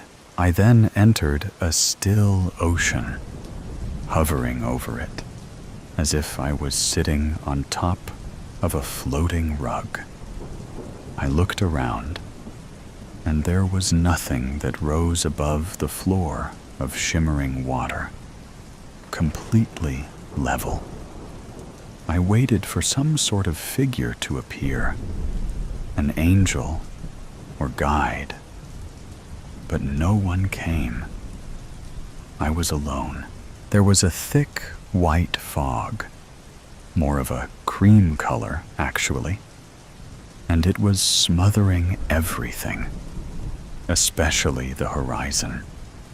The sky was the same color. I suppose it was more of a calm mist than a fog, if that makes sense. I stayed above the water, simply watching the mist, and I found myself entirely at peace. There was no tension or wonder. It felt right, natural, ethereal. Then the day succumbed to a wicked night. Everything was dark and ugly. But something in me knew everything was there, just as it was earlier. The water danced in an invisible moonlight, and due to the darkness, it was no longer water, but an eerie liquid. For the first time, I became aware of the possibility that the liquid might touch me, and it was terrifying. I couldn't say why. It's the same experience as seeing a familiar item in your bedroom turn into a demon when the lights go off. You know what it is and what it isn't, but you have nothing to prove it. And so, it was a demon. I found myself on the run again, but the reins were still out of my control. I soared through the dark mist to a sort of cave with a light echoing from its depths. Yet this light was only an illuminance in its vibrancy and not color. It was blacker than anything else in sight. You could shine the most intense beam of real-world light into the cave's exhaust, and the darkness would devour every ounce of it. There was no overshadowing its power. I was slurped into this cave like blood down a drain, and when I woke, I was surrounded by 4 things. They were human in their shape and size, but their faces and direct appearance were revolting, like bloody brain matter paired with the sensation of swallowing a razor blade. It's impossible to convey their grotesqueness, and they were in pain. They were suffering, whatever they were. I was lying flat on the cave floor, looking at them, all standing over me. They were studying me in teary-eyed horror. Just as I studied them, they were afraid and sad and grossed out. I was a brutal crime scene, and they were an innocent child. Their spirits yearned for an opportunity of hesitation, while their bodies functioned autonomously. They lifted me up like I was in a stretcher. Then they carried me through the cave, mostly keeping their vision to their path of travel, but occasionally sneaking a glance against their will at whatever I was to them. They placed me on a cold table and backed off, fighting themselves to sever the tie between their eyes and me. Then they were gone. All I could see was a wet cave ceiling. I knew a figure was next to me. I closed my eyes. It rolled its feet as it moved along my left side, doing seemingly nothing other than being present and busy. I don't know if it wanted me to open my eyes. It dared me to, but I would never. The ringing of complete silence was giving me the feeling of a terrible migraine. I couldn't relax because the figure was there, so I stayed alert and ready, as if there were some sort of instructions to be heard or questions to be asked. But there were none. No sound, no feel, only dread. Something was coming. Something was going to happen. It was racing to me. But there was nothing outside of the expectation of it. to tell me. The figure paced. I didn't know what the figure looked like, and I would never dare to satisfy that curiosity. It wanted me to see it so that it could punish me. Like a bully hovering in your peripheral vision, waiting for you to make eye contact so it could warrant abuse. But the figure, what abuse was in its arsenal? I was inflating with the shivers of dread, the heat of its vibrations cooking me like a bowl of popcorn. The figure was by my feet, my unprotected, naked feet. It wasn't doing anything yet, but of course, it was getting ready for something. Something big. I never realized how soft and sensitive the skin on my feet was. Until then, I expected the Lord to be here, but he wasn't. What are the rules if the rules I lived by didn't work? I don't even know if I had skin or a body or anything other than my perception. I would never open my eyes to see. If my skin was still attached, it must have shaken itself loose by now. Trembles of this magnitude would bring down even the strongest city. It's on my right side now. What's it doing there? Why there? My left side is empty, exposed, naked. There's fidgeting behind me. Metallic clinking, shuffling. But it's delicate and gentle. There's no rush to it, like an assassin taking his time to thread on a suppressor. His mind is in the clouds, and his hand is on the gun. How could one smile in a time such as that? The figure isn't smiling, though, I'm sure. It's all business for it, nothing more. A freezing chill tickles my scalp, near where the figure is hovering. What is it doing? Wait. It left. There's no door to close, but some sort of barrier is now between it and me. It's gone, but I can still feel it moving through the cave, as if I have a map of its layout. I'm alone. My eyes will stay shut. I've decided it. I'm not risking it. Not for anything. It'll come back. The figure, it'll come back without a doubt. It's getting something for me. I know it. But what? Or is that it?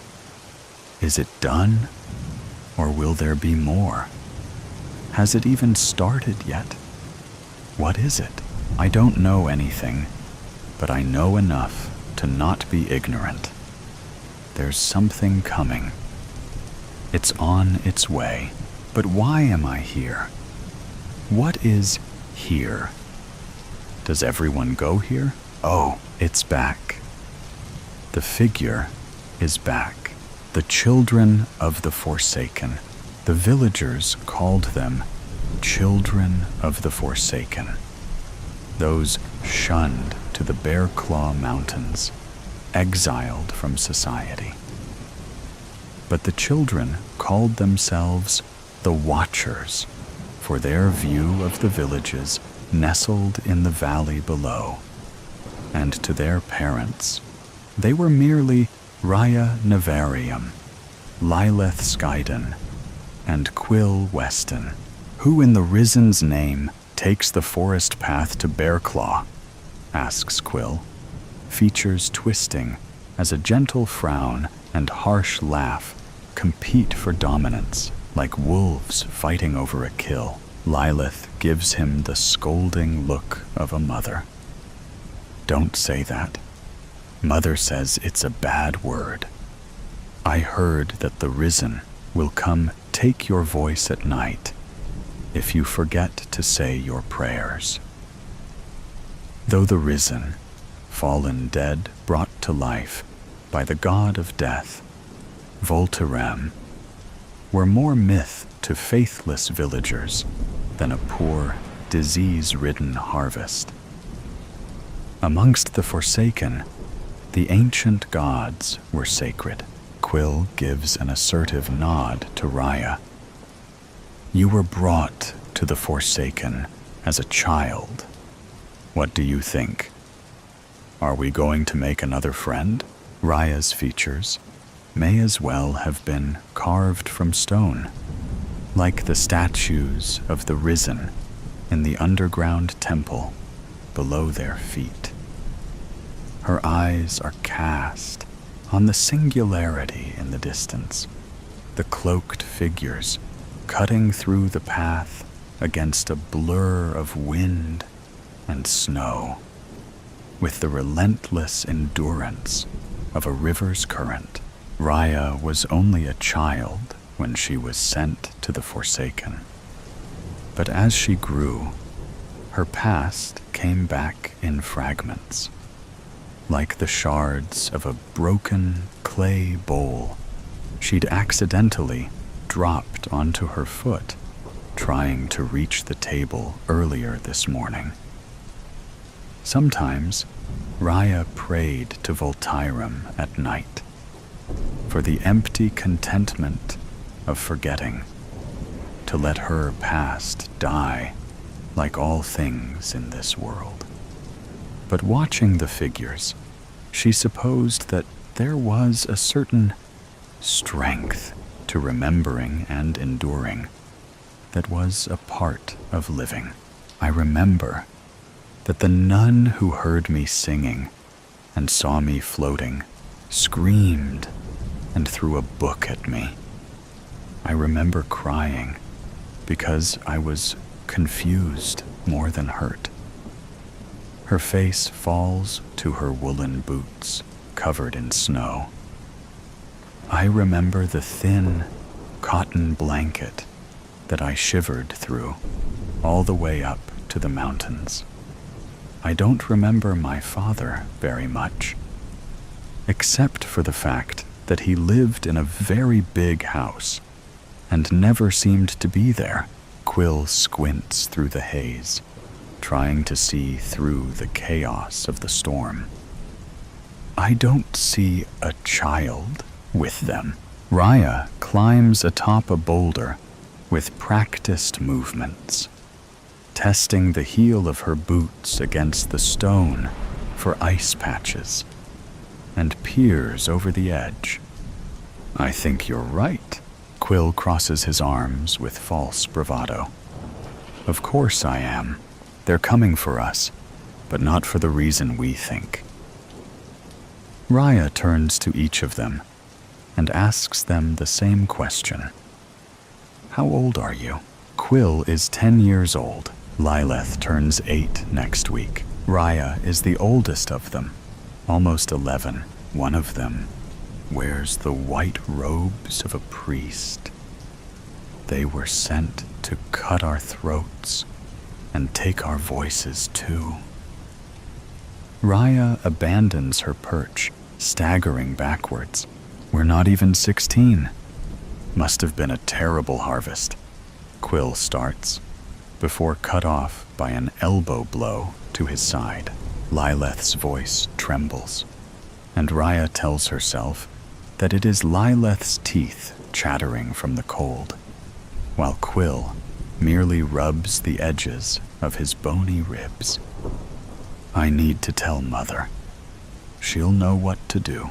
Word of the priest's arrival and rumors about another nulling ceremony to take the voices of the children spread through the small town of Bearclaw faster than an avalanche.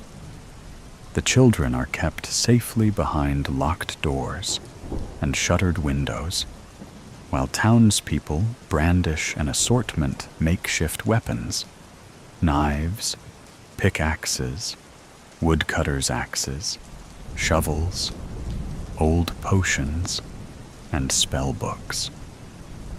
By the time the travelers arrive, the townspeople are ready and waiting. The children have been instructed to stay inside, stay away from the windows and door. But the coziness of the fireplace is almost stifling compared to the tenuous, cold, bitten air. Lilith turns away from the window, her eyes damp with tears. A few moments ago, her mother had forced her to look her in the eyes and wrote that if she could not be strong for herself, she must be strong for others. Her father, who mostly grunted in response to anything she said, hugged her and wrote that he loved her. Only now, Lilith started to realize that she would need to be strong for her people if her mother wasn't there to lead them. Huddled in the corner, hugging her knees against her chest, Raya tries to press her body flat against the wall to steady her trembling frame. Her mother wrote mutterings about the trouble that youth these days seem to find. Then she had stuffed firelight potions in the bag across her chest, wrapped another coat around her shoulders, and strung an amulet around her neck. Raya rubbed the markings on the rabbit bone, hoping there would be enough magic in the amulet to protect both of them. Meanwhile, Quill fights the urge to sneeze, itchiness crawling up his throat, threatening to explode. Earlier that evening, his father had taken out a gleaming, enchanted sword from a cabinet and donned the knight's armor that he'd stolen off a rotting corpse in a cave. When his father gave Quill the dagger that he used for skinning game, he wrote for Quill to protect the girls. At first, Quill wanted to point out that Lilith had been practicing her blood song, and Raya was a gifted illusionist. But taking in the hard lines of his father's saw, cast against harsh torchlight, Quill understood. His father also expected him to protect himself, prove himself. We're no priests, and we mean you no harm. The woman's weary steps sink into the snow, too loud and soft, at the same time like the toll of church bells, carried by the flurries of wind. Lilith's mother uses a pierce of charcoal to write on an empty page of her spellbook. Raya flinches at the groaning wooden beams of the cabin as the wind rattles the bolted shutters. Lilith inhales a deep, shaky breath, and Quill stifles his sneeze. I apologize for our deception. Only priests or knights are allowed to travel to the mountains. Tugging down the pristine pale cowl of his cloak, the man takes a step closer. We came here to warn you that your children are in danger. Are they well? Quill's father aims the tip of sword against the man's throat. The crowd gathered in front of the gates stands unwilling, unyielding against the wind. They lurk like a massive shadow, looming over the two strangers. As the sun dips below the horizon, they want to take your children's ability to speak. As if sensing their prying eyes, watching from the window, the woman turns to the them, tugging at the man's cloak. "Can we see the children? Please?" Lilith's mother gestures towards Quill's father. With a heavy sigh, he drops the sword to his armored side. Raya's mother walks towards the door. All three of the children duck their heads down below the window, as if caught stealing maple sweets from the table, and glance at anywhere but each other in guilty silence. None of them flinch when there's a gentle knock against the door, as they follow Raya's mother in stunned, uncertain silence. The fickle, unruly wind seems to whisper in their place. Lilith tugs her thick cloak closer around her shoulders and straightens her shoulders to seem older than she is. Raya keeps her head lowered, focused on chasing her mother's shadow in a game of tag she's been playing since she was born. Quill trudges along, wearing his father's boots that are a few sizes too large for him. Kneeling on the snow, the woman flicks back her cowl. Her eyes are focused with concern. "They said you were young, but they failed to mention you weren't old enough to bleed." Her gaze softens as she glances at Lilith. "I have a daughter, Pyrrha. You remind me of her." The man turns to Quill. "Do you know why we are here?" Lilith glances at Quill, who in turn glances at Raya, their eyes locked in contest. A contest that Raya lost. "Yes," she says, forcing the truth out of her mouth, harsh as the burning cold. "A few hours ago, the priests sent knights to your village. They will arrive soon. We are offering to bring you to a safe place for a while." The woman meets Lilith's mother's gaze with deference. "If your parents will allow us," Lilith's mother writes, "we can protect our own.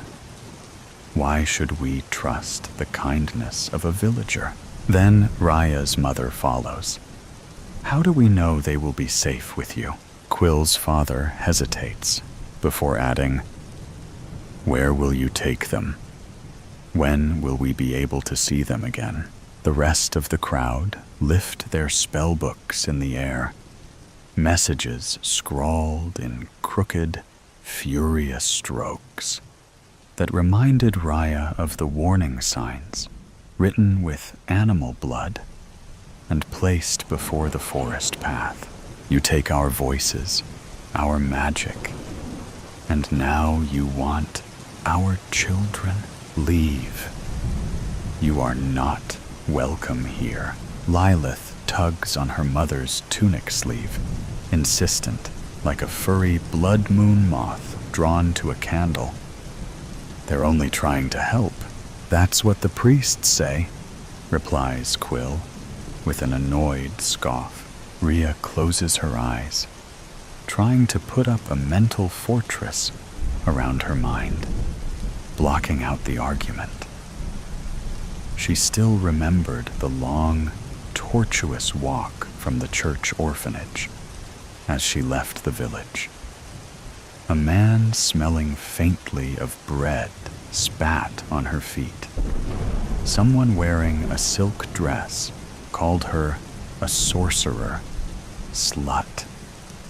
When she tripped and fell on her feet, a rosy-cheeked child took the opportunity to throw rotten fruit at her back.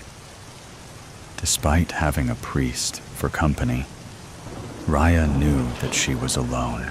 But when she opens her eyes again, the memory of the villagers fade, and all Raya sees are two people who ventured through the cold wilderness to protect three children they'd never met from knights. Standing alone, Raya addresses the crowd. "I think that they've come all this way. We should at least hear what they have to say. My wife, Vea, has a sister that lives in a cottage on the other side of the sea in Whaley's Fair. Your children would be staying there. You could come visit whenever you wished, so long as you were not followed by knights." The man takes a step away from the crowd, giving them some privacy. "Whatever your choice may be, we will understand." His eyes turn far more distant than the few paces between them. We know the loss of being separated from a child, as heated conversations fade to concerned murmurs, leaving torn messages from spell books crumpled and discarded in the snow. The parents turn to their children.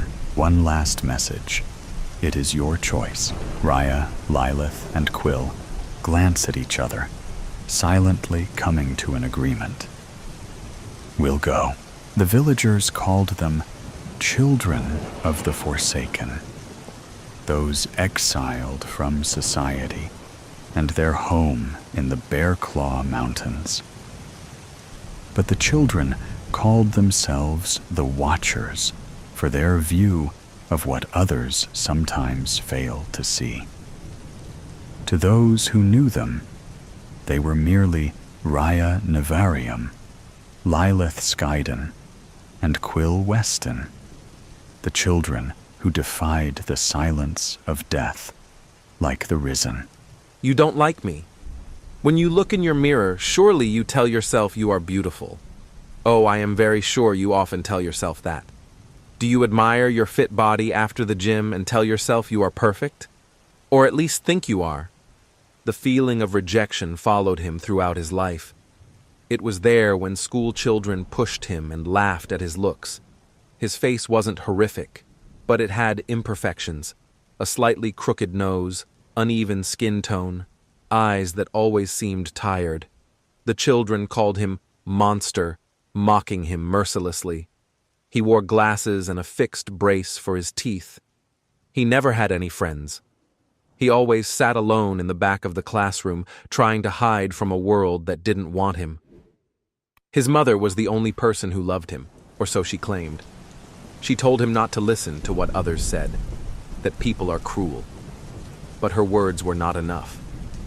When she died, he was left alone. Loneliness became a constant in his life, deep and heavy like a stone choking him.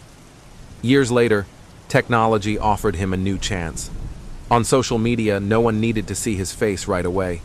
He could carefully choose his words, write messages that were thoughtful, kind. For a moment, he believed he could find someone who would understand him. But the responses were always the same. "Sorry, you're not my type. Please don't message me again. You're creepy." Each message was another blow. He tried again, each time hoping for a different outcome.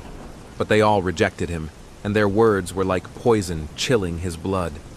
One night, as he sat at his computer reading another rejection message, something in him snapped. His hands trembled as he closed his laptop. "Why?" he whispered, addressing the empty room. His voice was quiet, but it trembled with anger. Why me? The world didn't want him. That was now clear. But he no longer wanted them. They had made him this way, and he would no longer beg. He didn't have to belong to their world. The idea was faint at first, like a shadow on the edge of consciousness. But as the days passed, it became clearer. He began to imagine a perfect being, someone who would never reject him, someone who wouldn't see his imperfections. In his mind, everything became clearer. Every woman he had ever seen had something special. Eyes, smile, hands, legs. He could combine all those perfect parts into one being. The first victim was a girl he had watched in a store. Her eyes were incredible, deep blue, almost unreal. He had followed her for days, studying her habits. He noticed she always took the same path home, a dark alley behind a building. One night, as the rain lightly fell, he waited in the shadows. His heart raced as he gripped the knife in his pocket. When she appeared, her steps were quiet, but they echoed in his head. He approached from behind, his hand trembling as he drew the knife. It all happened quickly. Her body fell onto the concrete with a dull thump. He carried her to his basement, avoiding streetlights. His body was tense, his heart pounding in his chest, but he felt something akin to excitement. In the basement, under the dim light of a bulb, he sat at a table. Her eyes were fixed on him, lifeless, yet still perfect. With surgical precision, he removed them and prepared them. When he placed them on the face of the doll, he experienced a joy he had never felt before. "Perfect," he whispered, looking at the doll that had just received its first aspect of perfection. His obsession grew with each new victim. After the first, he felt an indescribable relief. The doll, although still incomplete, now had eyes that radiated perfection. But it wasn't enough. He knew he had to continue. Every night he left his house, choosing carefully. Each woman had something he deemed worthy. Sometimes he sat in cafes, quietly observing passers-by. His eyes focused on the minute details, the shape of fingers, the line of a neck, a perfect smile. The second victim was a woman with beautiful hands. Her fingers, long and delicate, were like instruments that captivated his attention. He followed her for several days, studying her habits. He realized she always went to a small shop at the end of the street on Thursdays, always alone. The preparation was perfect. That evening, he waited around the corner where the lamp's light didn't reach. When she walked past him, he quickly grabbed her. Her body was light, her resistance weak. Her hands were now part of his puzzle. When he returned to the basement, he felt joy as he assembled parts of the doll. The fingers fit perfectly onto the body he was carefully constructing. He sat for hours, watching his work. "It's getting closer," he whispered to himself. The third victim was a woman with a smile that captivated him. Her lips were shaped as if always ready to smile. He followed her as she walked her dog in the park, noting every detail of her face. The basement windows were closed, covered with layers of old newspapers and sticky tape. Light only came from a single bulb hanging on a cable above a table covered with blood-stained cloths and scalpels arranged in perfect order. The floor was covered with a plastic sheet that crackled under his steps. The basement was his refuge, a place where the world couldn't find him. In the basement, his work began to take shape. Each body part was carefully chosen and joined with precision. The doll now had eyes, hands, lips, even hair, all parts of his vision of perfection. Every evening, he sat beside her, talking to her. His voice was quiet, almost gentle, as he recounted events from the past. He told her about school days when he was the subject of ridicule, about days when he was invisible to everyone except those who wanted to hurt him. He had to continue to complete his creation. He enjoyed the company of his perfect masterpiece. Soon he found many more victims to add even more perfect female parts. He was captivated. With a smile, he talked to her about life. She listened silently and watched him with her deep blue eyes. His steps echoed through the quiet streets. As he watched passers-by, every detail on their bodies was potential. The shape of hands, the line of a jaw, the curve of a neck, all had the potential to become part of his vision. His latest target was not random. She was a woman he had seen at the bus stop every evening. Her hair, light like gold, fell over her shoulders, and her hands were gentle yet strong. In her eyes, he saw the peace he lacked. He followed her carefully from a distance, studying every move she made. In her, he saw the key to completing his creation. The basement had become everything to him. The thick, cold walls retained the sense of his deeds, the smells of decay, chemicals, and metal. On the table, tools lay in perfect order. The scalpel was the most important, sharp, precise. As he worked, he felt like an artist. His hands were steady, his movements careful. The doll was becoming his only truth, the only thing that gave him a sense of purpose. As he sat in front of his creation, he felt he had reached the pinnacle, but that perfection did not bring peace. His pain did not disappear. The doll could not speak, could not provide what he truly lacked: love. The decay was unbearable. The doll, his masterpiece, began to decompose before his eyes. The smell seeped into every pore, and the body parts, once perfect, now became shadows of what they had been. "Why?" he whispered, as he sat on the chair, head bowed. "Why can't I keep what is perfect?" As he sat beside his doll, he watched as the light from the bulb fell on her unnaturally white eyes that once were blue.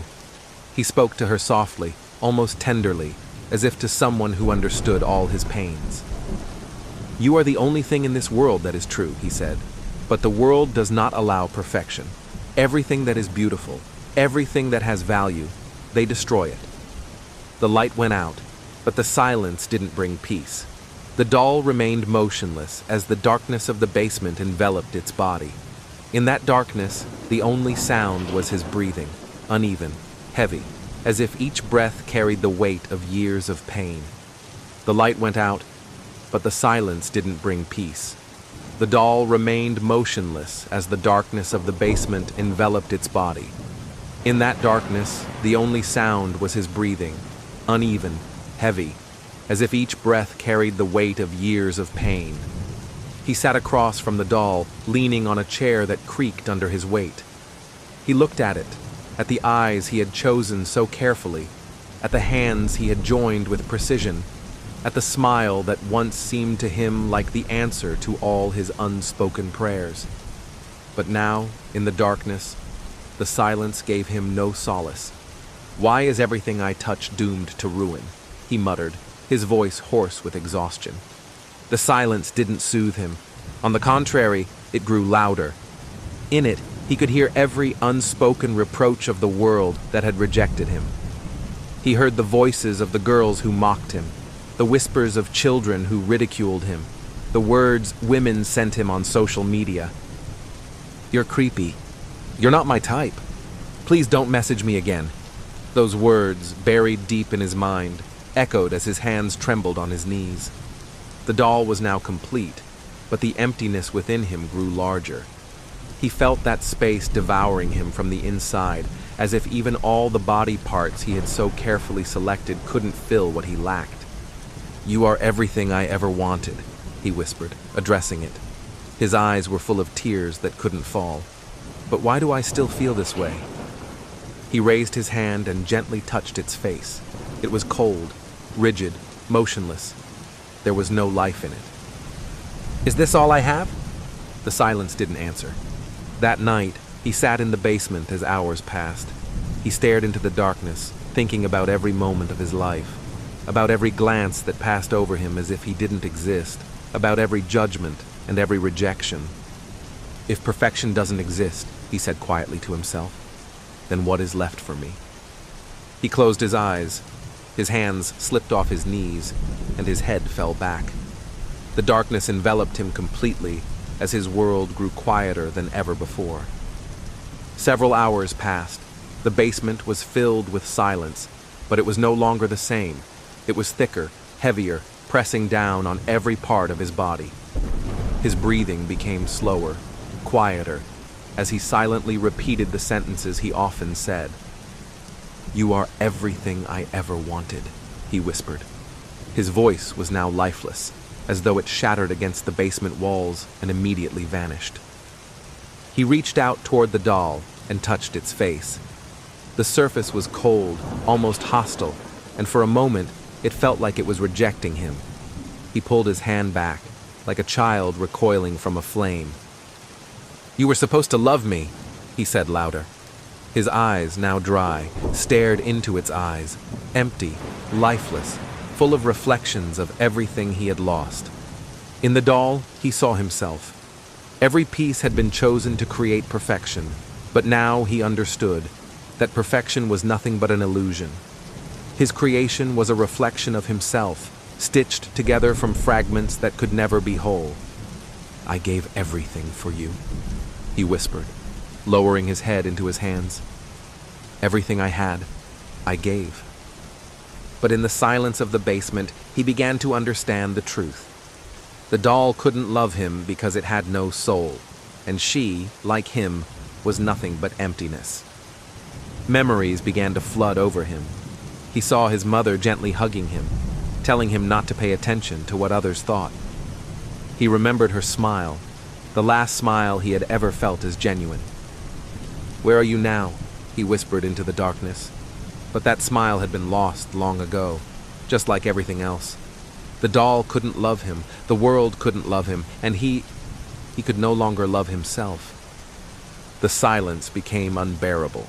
The emptiness inside him was too vast. His hand moved toward the light switch but didn't turn it on. Instead, he sank to the floor, leaning against the wall, and closed his eyes. As he sat in the dark, he realized there were no more answers. The doll, his only companion, stood motionless, a shadow in the darkness. His sigh rose softly, but it wasn't a prayer or a threat. It was the end. "You think you are perfect?" he said for the last time. His voice was weak, almost extinguished. "You are wrong. Perfection doesn't exist." Car radio. The silence is deafening. Finley stares at the empty slot where the radio should be. The hole in the center console mocks him. The engine roars and jumps to life. Finley laughs at the power and presses the gas pedal. The engine responds and races down the street. He sighs and shrugs off the silence. At least it's a nice car, he thinks to himself. Finley grips the steering wheel tighter and continues to drive. He's never driven a convertible before. The large amount of snacks sits in the passenger seat. 3 bags of chips, several candy bars, a meat stick, a couple of grape sodas, Red Bull, and an orange Gatorade are piled into a small mountain next to Finley. There is also $437 in his pocket. Finley glances at the convenience store in the rear view mirror as he drives away. The gun wasn't loaded, but the clerk behind the desk didn't need to know that. She graciously gives up her drawer in exchange for her life. Finley smiles as the memory of the robbery passes through his head again. "Everything in the drawer, now," he shouts. The clerk cries, but nods in understanding and opens the register. Ding. This is much easier with a gun, thinks Finley. He grins under his mask. He holds the basket of snacks in his free hand and points the gun at the clerk. Ida is the name on her shirt.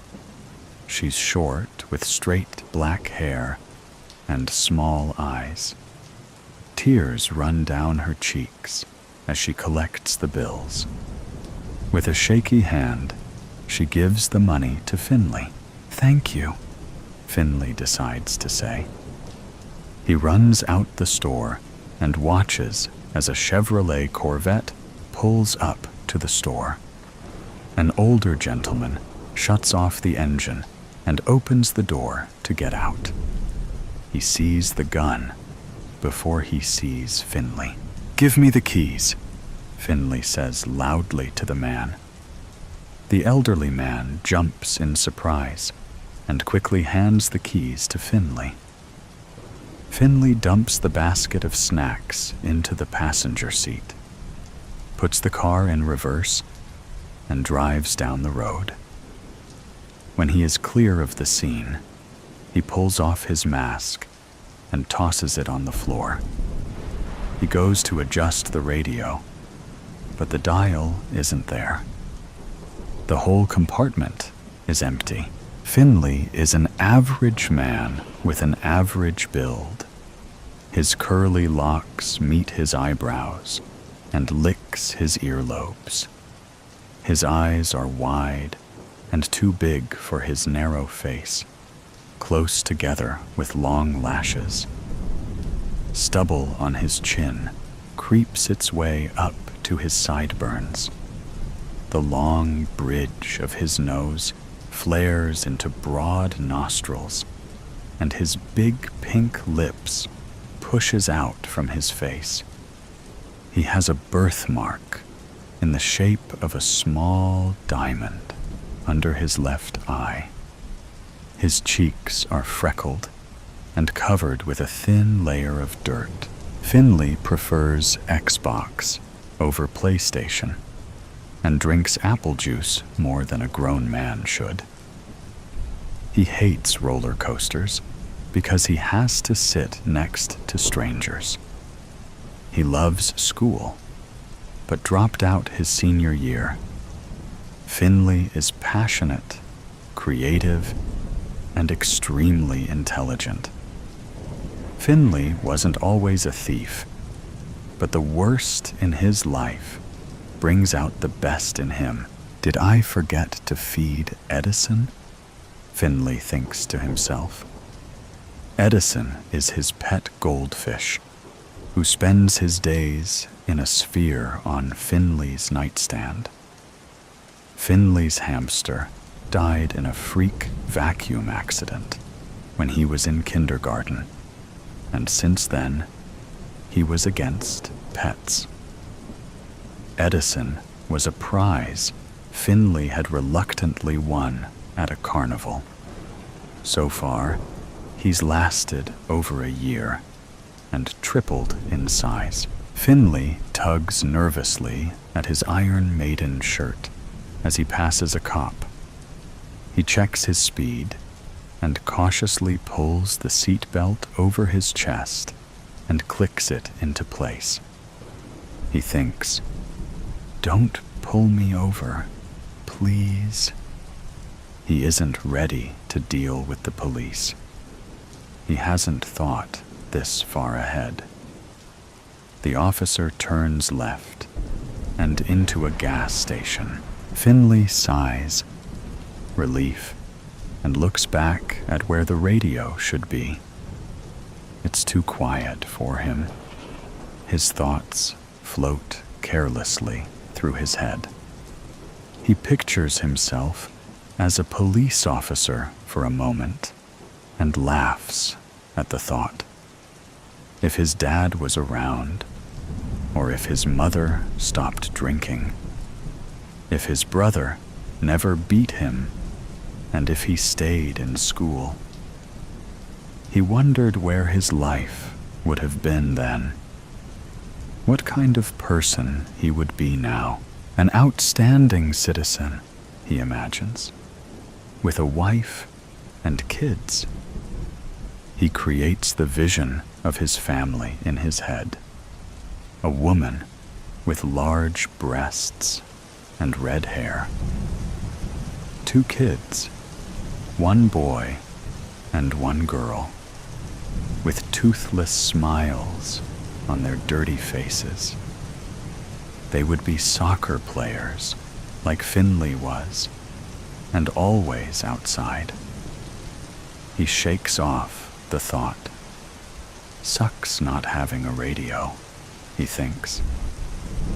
He sits up taller in the driver's seat and lets out a little scream. Ah! He relaxes and slumps back into his seat. He tries to whistle and fails, only allowing air to escape his pursed lips. He blows a tune through his teeth and grunts in frustration. I wish I knew how to whistle. Both my parents could. Even Franklin can, he says in his head. He tries again, and a small tweet of a sound flies from in between his lips. He grins at his small accomplishment. I hate tuna fish, he thinks. Finley starts to space out behind the wheel. The lack of sound tricks his brain. He visualizes a concert he went to last year. He remembers all the pockets he picked and wallets he stole. He made 5 times the amount of the cost of the tickets he paid for, but wasn't able to enjoy the concert properly. The songs of the band echoes throughout his mind. He taps the steering wheel to the beat of the song stuck in his head. He hums the melody. He looked back at the center console and sighed loudly. There wasn't even a clock. What time is it? He wondered. I should have stolen a watch. Or a car with a radio. The car was quiet. Even the purr of the engine was hushed. Everything is still, except the thoughts in Finley's head. He thinks about the graduation he never attended, the smell of his last girlfriend right before she walked out the door, the taste of sea salt ice cream and how it was superior to any other flavor. He pictures the last family photo they had together when times were good. How Franklin had his arm around him in a rare, loving embrace. It is loud in Finley's head, and there is no sound to hide behind. He groans and tries to shake off all his thoughts, clear his head. It's no use. The thoughts always come back, stronger and louder than before. He is going mad from the silence. I can pull the steering wheel. It would be easy to wreck such a nice car. The guardrail teases Finley. He envisions the crash in his head and plays out the scene slowly. The metal twisted around the body of the convertible, the popped wheel and broken windshield. He shakes off the thought and continues driving, now upset by the concept he created in his mind. He can't distract himself from himself. There was nothing to drown out his perception of his own ideations. He can't clear his head. He's trapped within himself. Finley screams and pulls the car over. The wheels spin angrily against the dirt on the shoulder. He bangs the steering wheel with a fist and groans. He hears the sound of sirens and looks in the mirror. He didn't notice the police officer that pulled a U-turn at the last intersection. He didn't see the car behind him getting closer and closer. He watches as a police officer steps out of his squad car and aims a gun at his Corvette. Now what? This isn't part of his plan.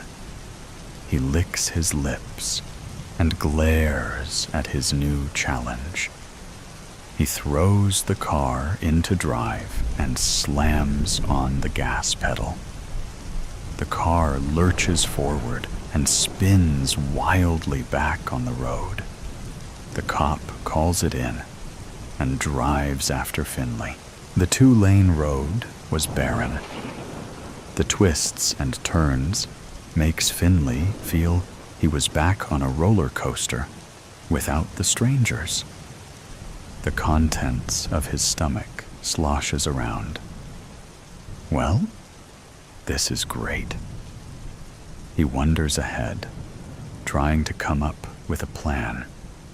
He didn't know these streets that well, and another police car pulls up alongside Finley. He kicks up the speed and lets out a yelp as the car responds. They race down the street. The sirens blare loudly. Finley watches as the police cars serve and drive around each other like synchronized swimmers after him. These guys are good, but not as good as me. I need to lose them. He thinks about car chase videos he's watched online and in movies. The bad guy always gets caught somehow, with some small mistake he plans to avoid. He turns down a dirt road quickly, but the cars behind don't falter and follow him. The dirt is slick on the wheels, and with the sharp turn, he flips the car. He curses himself as the car rolls into the ditch upside down. The sound of scrapping metal pierces his ears. It's quiet for a moment as the dust settles. He wasn't going to get caught. Especially now, they will find out exactly how many people he's robbed. He isn't planning on going to jail. Edison would miss him. "Step out of the vehicle with your hands in the air," the officer shouts, spit flying out of his mouth. They were behind open car doors, ready for Finley to react. Finley's heart races as his hands went for the unloaded gun. "You'll never take me alive, coppers," he shouts in his mind. He smiles. He was on the track and field team in high school. Surely he could outrun the police. He's done it before, with success. He pushes the car door open, and without thinking, Finley hops out the car and runs, pointing the gun behind him. His feet slip on the loose gravel, but he collects himself and moves his feet fast underneath him. He takes 3 more steps away from the police, gun heavy in his hands. Bang! The silence is deafening, foreboding. It was all too much, really.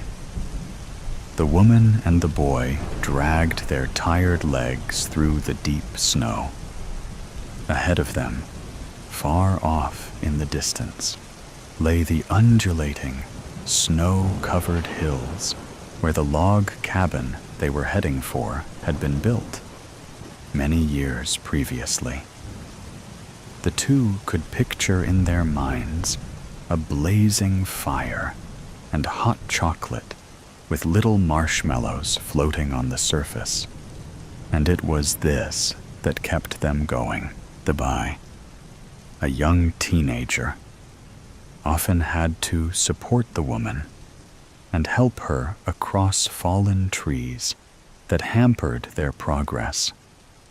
The woman was exhausted, and every few minutes she stopped, leaning heavily over her knees, trying desperately to catch her breath.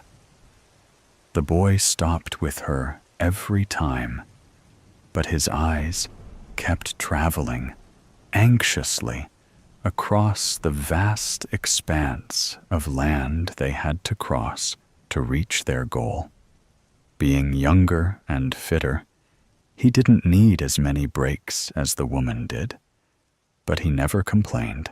It was more important for him to bring the woman back alive than to force her to walk faster. They set off again, the woman hanging on to the boy's arm. The surface underneath them suddenly turned slippery.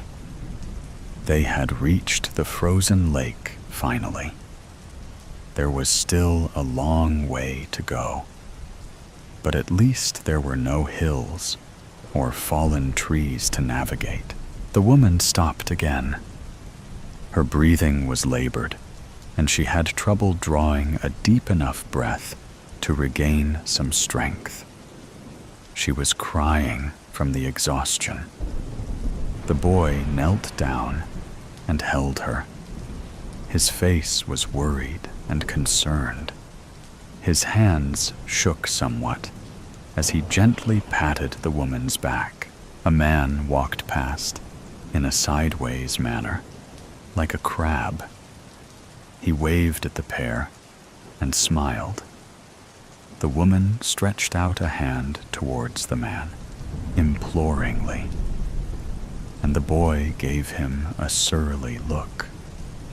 But the man just smiled again and continued through the deep snow. He wore only one snowshoe, which explained his strange gait, but it didn't seem to hamper his progress. He flattened the snow with his snowshoe-clad foot and hardly sunk through the snow at all with the other foot. The woman looked at the flattened snow and then looked up at the boy. He smiled at her. At least there would now be an easier path for them to use. The woman straightened up and, sensing renewed vigor, pulled the boy to his feet. They hugged, took each other's hand, and started walking again. Ahead of them, the man continued his crab walk, humming a monotonous tune that sounded more like a low rumble than anything else. He turned his head, saw them walking behind him, and motioned for them to follow, nodding his head encouragingly. As the man forged ahead in front of them, the distance between them and him grew.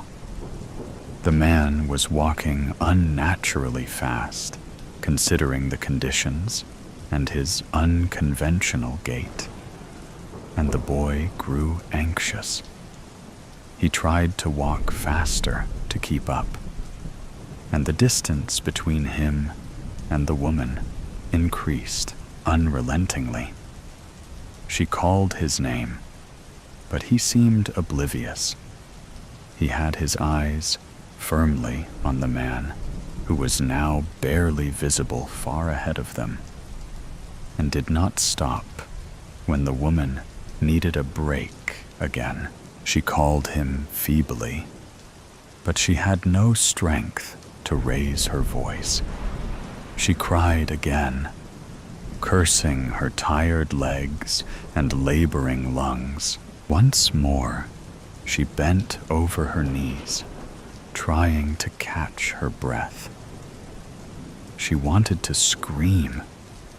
She wanted to beg the boy to wait, but no words could be heard. A flutter on the wind, a change in the vibrations another human being causes when they disturb the airflow, caused her to look up. The boy was no longer visible from her vantage point, bent double over her knees. She straightened up quickly, her heart beating faster. Where was the boy? Squinting to look in front of her, she suddenly saw his head pop up. arms flailing, and then disappear again. Her heart fell into her stomach. He had gone through the ice. Finding a strength she didn't know she had, the woman ran. The snow was deep and felt like syrup. She screamed in frustration and then called the boy's name. As she got closer, she slowed down, walking fast but carefully towards the boy. He was bobbing up and down again, waving his arms, but he made no sound. The cold water had robbed him of his voice, and his open mouth, so poignant in his horrified face, only mimicked the sound he was trying to make. Suddenly, he disappeared again, and only his hand was sticking up over the snow. The woman, no longer trying to be cautious, threw herself down on the ice and found his hand. Seconds before, it would have disappeared under the water. She felt the boy grabbing the hand, and she pulled, the adrenaline and fear giving her more strength than she had ever had before. The boy's head appeared again. He looked straight at the woman, and there was a panic in his eyes that scared her more than anything else. She noticed that there wasn't much room for his head, and with a jolt of fear, she realized the fissure in the ice was closing up, and fast. The boy's head disappeared under the water again, despite her holding on to his hand, and the hole kept closing. Now, there was no way the boy could get his head through the hole to draw breath again, and she screamed in fear and panic. With her free hand, she started pounding on the ice around the hole. The ice was too hard, and her frail beating could not even chip away at the surface. Keeping a firm hold on the hand that still gripped hers convulsively, she tried bashing a hole in the ice with the heel of one boot, but the ice would not even crack. The boy's hand started losing its grip on her hand, and she wailed in desperation, stomping harder on the ice, standing up to add weight to the pounding on the ice. She lost her grip on the boy's hand, and it slipped below the water, the hole finally closing inexorably around it with a sucking sound, far away from the location in her dream. The woman woke up sobbing, sweat moistening her forehead, and shaking from head to toe. A pain in her chest so intense it brought tears to her eyes. The woman tried taking a deep breath. She was moaning, and her heart was beating so rapidly it hurt. Next to her, her husband was snoring loudly, completely oblivious to her plight. This was nothing new. It would more than likely take an earthquake to wake him up at this hour, and she didn't need him anyway. She gently pushed the blankets aside and slipped out of bed. She had to make sure he was safe. The dream had been so vivid, so real. Tiptoeing across the hall, shivering slightly in the cold night air that permeated the house, she arrived in her older son's bedroom. A soft snoring could be heard from the room. As she neared, a quiet meow greeted her. Looking into the room, the lamp-like eyes of their cat Brandy were staring back at her, and the animal meowed quietly again. Letting her breath out, she hadn't even been aware of holding it. She tiptoed over to stroke the cat gently. "Good girl, you stay with him. Keep him safe for me." Looking down upon her teenage son, his mouth open and his wavy hair in disarray around his peaceful face, she felt her throat constrict slightly, and she had to swallow hard to stifle the moan that had almost escaped her mouth again. The dream was still so alive in her mind, and the sense of foreboding was making her eyes water, her chest aching so much she was afraid it would burst open. Wanting desperately to wake him up just to hold him, she instead stretched her hand out, stroking her son's forehead gently before retreating out into the hall again. Feeling compelled to check on her younger son as well, she continued down the hall to the third bedroom. He was sleeping on top of his covers, his little thumb securely lodged in his mouth. She could tell he was cold as he was curled up in a fetal position, and she carefully tugged the blanket out from under him, covering his little body and tucking it in around the sides of the bed. There was no point in going back to bed now. She was wide awake, and in less than an hour and a half, she would have to be up to help the kids get ready for school. She tiptoed past her husband, still in his bed, snoring loudly, to grab her bathrobe, and then snuck downstairs to make a cup of tea. Sunlight was forcing its way into her kitchen when she arrived back downstairs, penetrating dusty corners and pushing through a curtain of tiny dust particles that had been stirred up as she grabbed a tea towel to wipe the cup.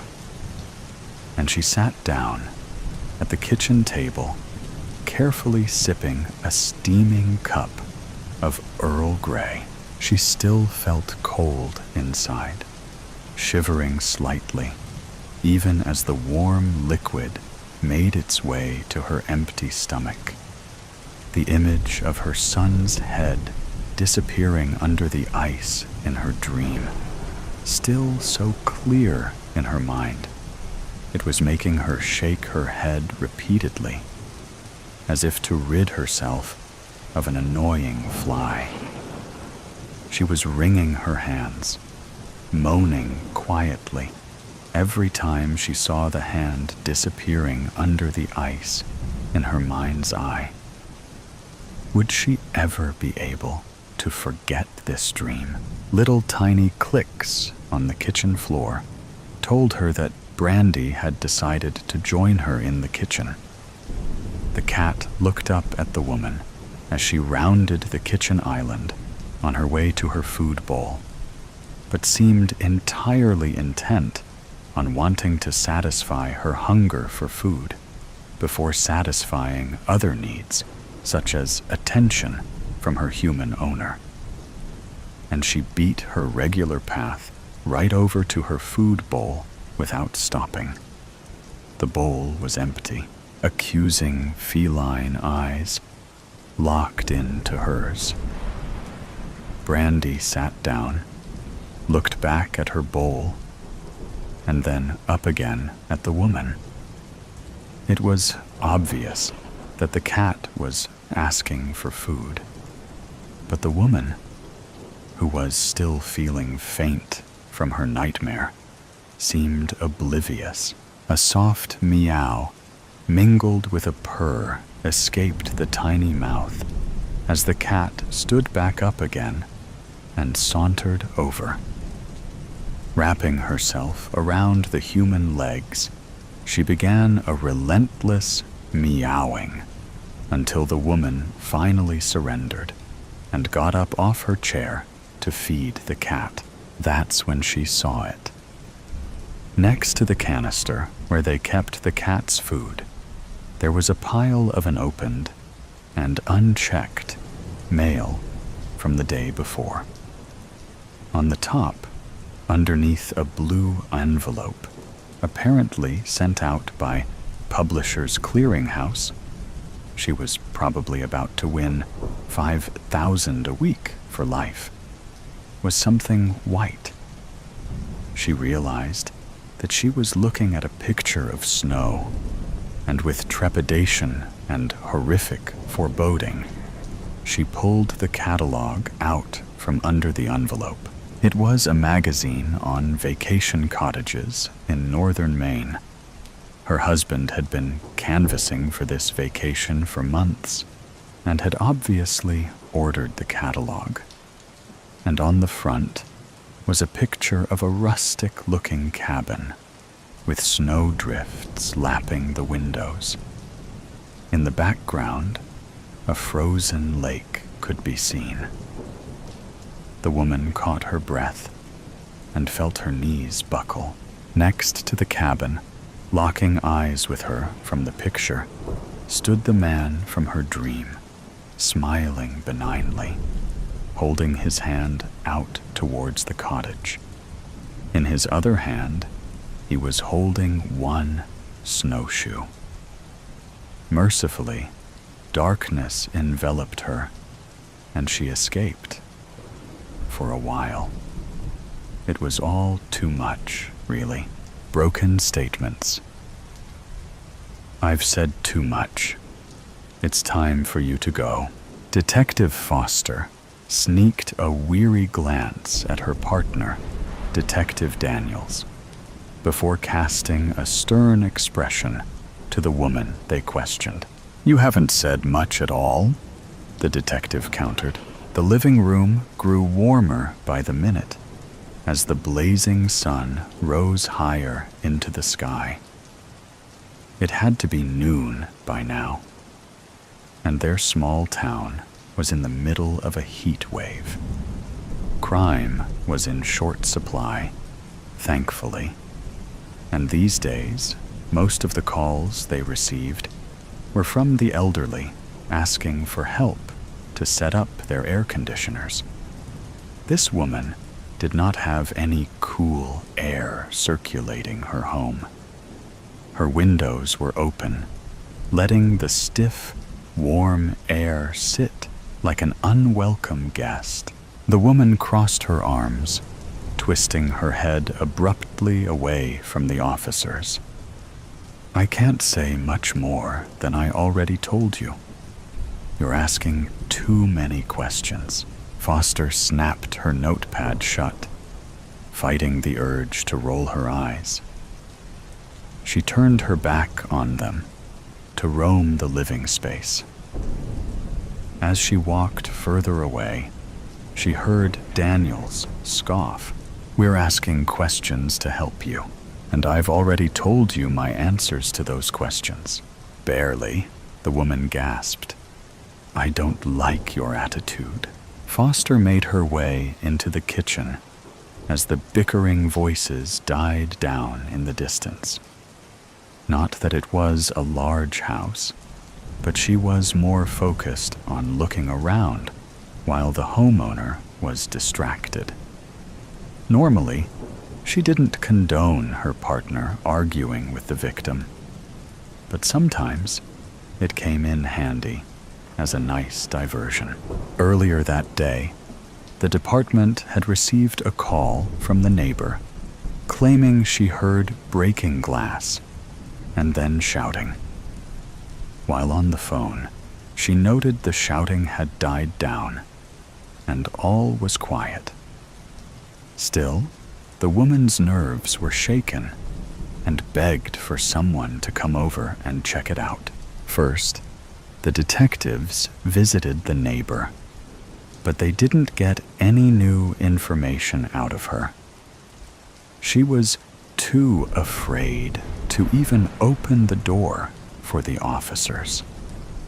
She had spoken to them through a crack in a window, motioning to the house next door.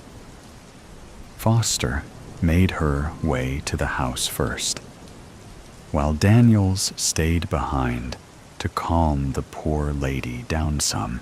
Foster had to knock on the door twice before the homeowner finally answered. Her name was Marianne Jules, and Foster guessed her to be in her mid to late 40s. She wore silk blouses, black dress pants, and was almost always in 3-inch heels when out around town. A string of pearls dressed her skinny neck that she always fiddled with. There was no wedding band on her finger, and as far as Foster was concerned, the woman didn't have any close family, nor did she know anyone in town before arriving. She lived alone and had recently moved here within the past 6 months. Marianne didn't make much of an effort to get to know the townspeople, and not everyone was eager to welcome her, Foster included. She remained polite, of course, but she was skeptical of visitors, especially visitors who stayed. Foster grew up in Willow's Landing, and over time, she realized one thing everyone here had in common. Every individual who made up the population here was born and raised in this small town. Sure, the occasional tourist came through, but no one ever moved to Willow's Landing, nor did anyone born here ever move out.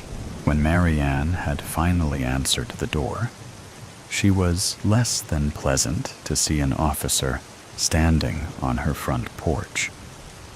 She remained standoffish, but gave the detectives enough information for them to figure out the glass shattering the neighbor had heard was a window breaking.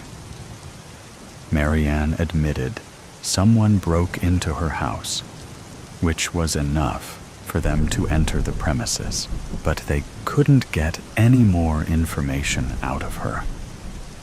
Marianne acted scared, but beat around the bush when asked why she didn't call the authorities herself. First, she thought it was her imagination. Then, she changed her tune and claimed she wanted to check it out herself. Apparently, she has a cat hiding around the house somewhere, and suggested that maybe the feline had knocked over a vase. According to Marianne, it took her a while to discover the window because a 2-story condo is a lot of square footage to cover. It was tough for both detectives to remain impartial as they questioned her, but that was all they needed, for her to admit a window broke. How did the window break? Daniels had asked. Which window was it? Mind if we check it out? Foster had questioned. That was when Marianne stopped playing with the pearls on her neck and pressed the back of her hand to her forehead as though she were ready to faint. Claiming she had said too much, Foster sauntered through the kitchen, taking in the surroundings. It was pristine, almost as if Marianne had never used it before. Yet, a knife was missing from the butcher block on the counter by the sink. The dishwasher was open a crack, So maybe Marianne did cook and was simply a neat freak. Regardless, the detective made a mental note of the missing knife. Too obvious? Maybe, but Foster didn't have a good feeling about this woman. The window above the sink was still in one piece, which was the main reason Foster looked around the place, determined to find this broken window. She rounded the island in the middle of the room and exited through the back. It led to a hallway. To her left was a bedroom, and in front of her was a bathroom. The detective peered into both rooms, but the windows were still intact. She made her way down the hall. The voices of her partner and Marianne growing louder. They still argued, as Daniels tried to get more information out of the supposed victim. But Marianne had none of it. She kept scoffing in response, without using her words. Marianne acted like a child, and, as Foster re-entered the living room, she could see the impatience and swelling frustration written all over her partner's face. She was on the other side of the living room now, behind Marianne, who didn't seem to notice the detective's return. Or maybe she didn't notice the absence beforehand.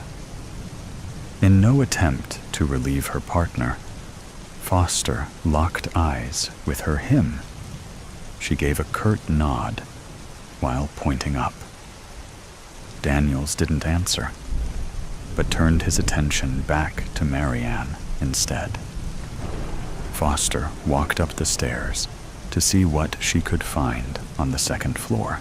At the top of the landing, Foster faced the second bathroom. It was clean, the window unbroken. To the right was another room that looked to be an office or study area. Like the rest of the house, it looked untouched. The window was open, but not broken.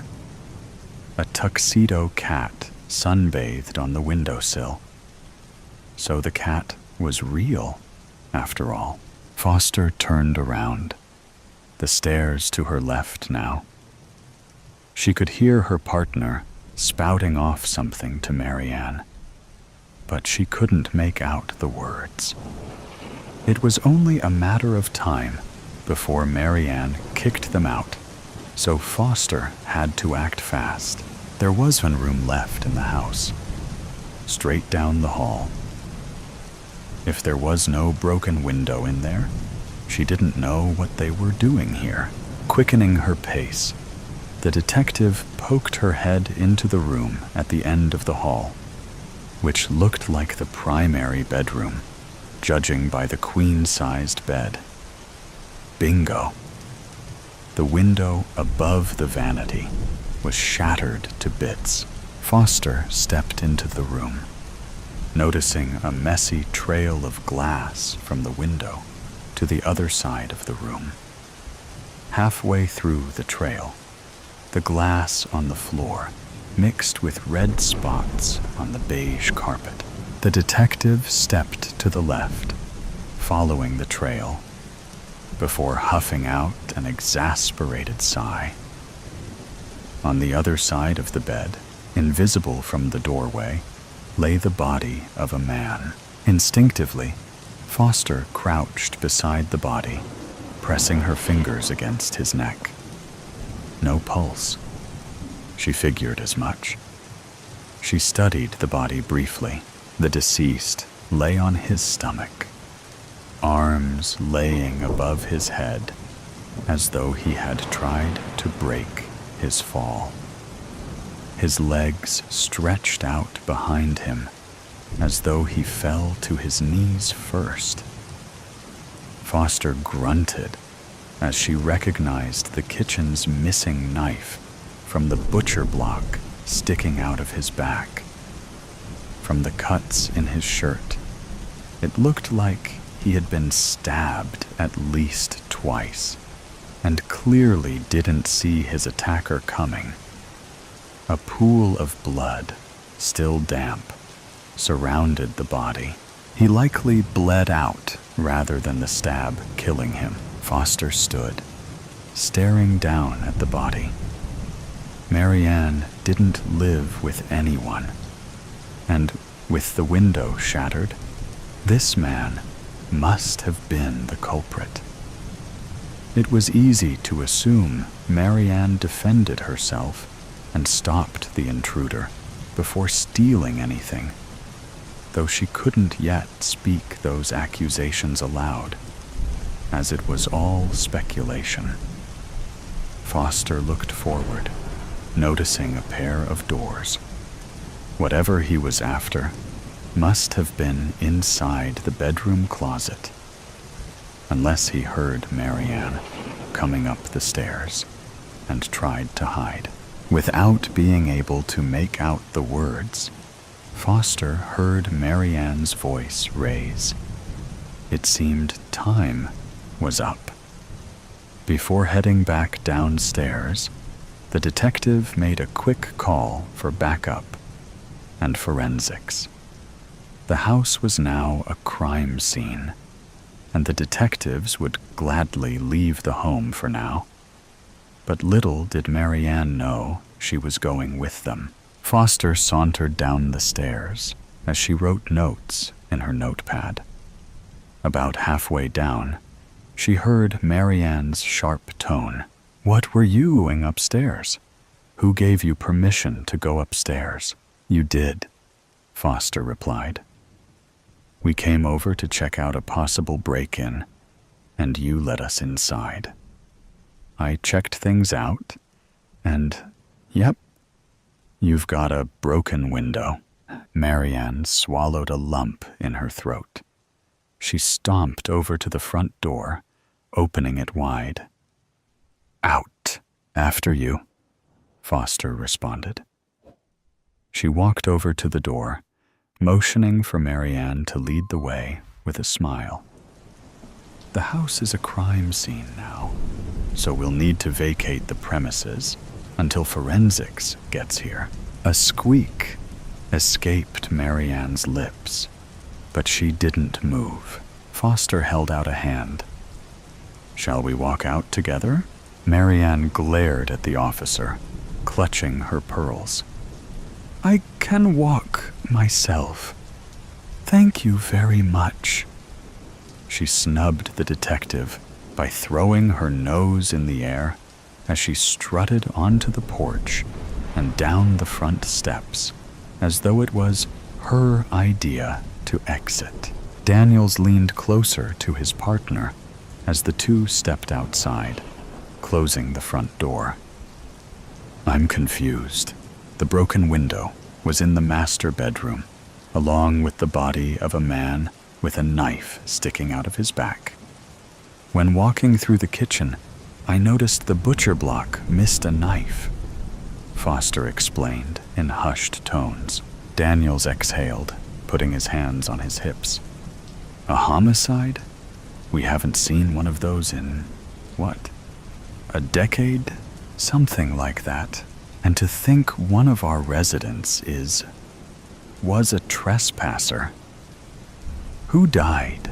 Foster watched Marianne, who paced her front yard, one hand fiddling with her pearls, and the other by her mouth as she bit her fingernails. "Subtle. That's the concerning bit," she answered. "More concerning than our newest resident possibly being a murderer? I didn't recognize the body." Daniels let his arms fall against his sides. "That's not possible. We keep track of who enters town, even tourists. No one's entered Willow's Landing since Marianne arrived 6 months ago." Foster shrugged her shoulders. "I said it was concerning." Daniels threw his head back, groaning. So, we have a new resident who keeps to herself, and a stranger new to town who breaks into her house and she murders him in return. Technically, we can't say she was the one who murdered him. It's definitely likely, of course, but we need to do some investigating first. It's still enough to hold her for questioning. Daniels smirked. Foster chuckled. This is true. She can't run away or avoid our questions anymore now, can she? They heard sirens in the distance, getting louder as backup arrived. The detectives noticed Marianne freeze in her tracks, looking off into the distance. Before she could make a break for it, the partners sandwiched her. Are you aware there's a dead body in your bedroom? Foster questioned. Marianne gasped. Excuse me? So, you didn't see anyone in your room? Daniels added. Marianne twisted her head to face him. She glared at him. Of course not. Are you aware the broken window was in the main bedroom? Foster continued. Marianne turned her head back around to face her. Well, yeah. I went to check it out, remember? I thought the cat broke something. You saw the window, but didn't see the body? Daniels pressed. Marianne breathed heavily, looking back and forth between the two. Finally, she threw her hands up, narrowing her eyes at the ground. I don't know what you think you're trying to do, but it won't work on me. A couple police cruisers pulled up to the house. Neighbors started peering out from behind their curtains, some sitting on their front porches. One man, not even trying to be subtle, started dusting his swing porch while making heavy eye contact with the police arriving. Are you aware there's a knife missing from your kitchen? Foster proceeded anyway. Marianne stomped her foot, covered ears, and squeezed her eyes shut. The detectives rolled their eyes at one another. Daniels took this as an opportunity to step away to get the rest of the team up to speed. I refuse to be interrogated like this. You came by without my calling you for help. You searched my house without a warrant. Now you're treating me like some sort of criminal. Foster folded her arms, shrugging nonchalantly. Fine. Forget the body. The fact remains that someone broke into your house, and now they're dead. Were you expecting anyone today? Marianne relaxed her shoulders, staring quizzically at the detective. No. Was someone staying with you at your house? No. Have you spoken to anyone recently about something special you keep in your house? Do you know why anyone would want to break in? Marianne shrugged, shaking her head. She played with her necklace again, deep in thought. No, I've never even seen him before. Foster sighed, pulling out her handcuffs. What are you doing? Marianne took a step back in horror. Seen who? Foster pressed, holding on to the cuffs. Marianne hesitated, but pointed to her house. With a condescending attitude, she said, The supposed body you claim to be in my house? Matching her tone, Foster replied, We never said the body was a man. Marianne froze, pressing her lips together. Put your hands behind your back, Foster said. Marianne did as she was told, too shocked to disobey. She listened as Foster read her rights, too stunned to speak.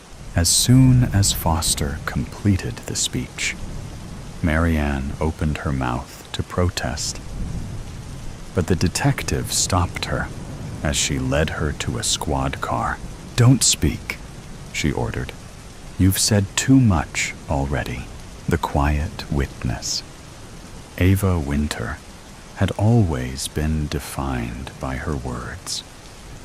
They were her weapon, her shield, her very identity. As a journalist, she had built her career on exposing truths hidden beneath layers of deceit.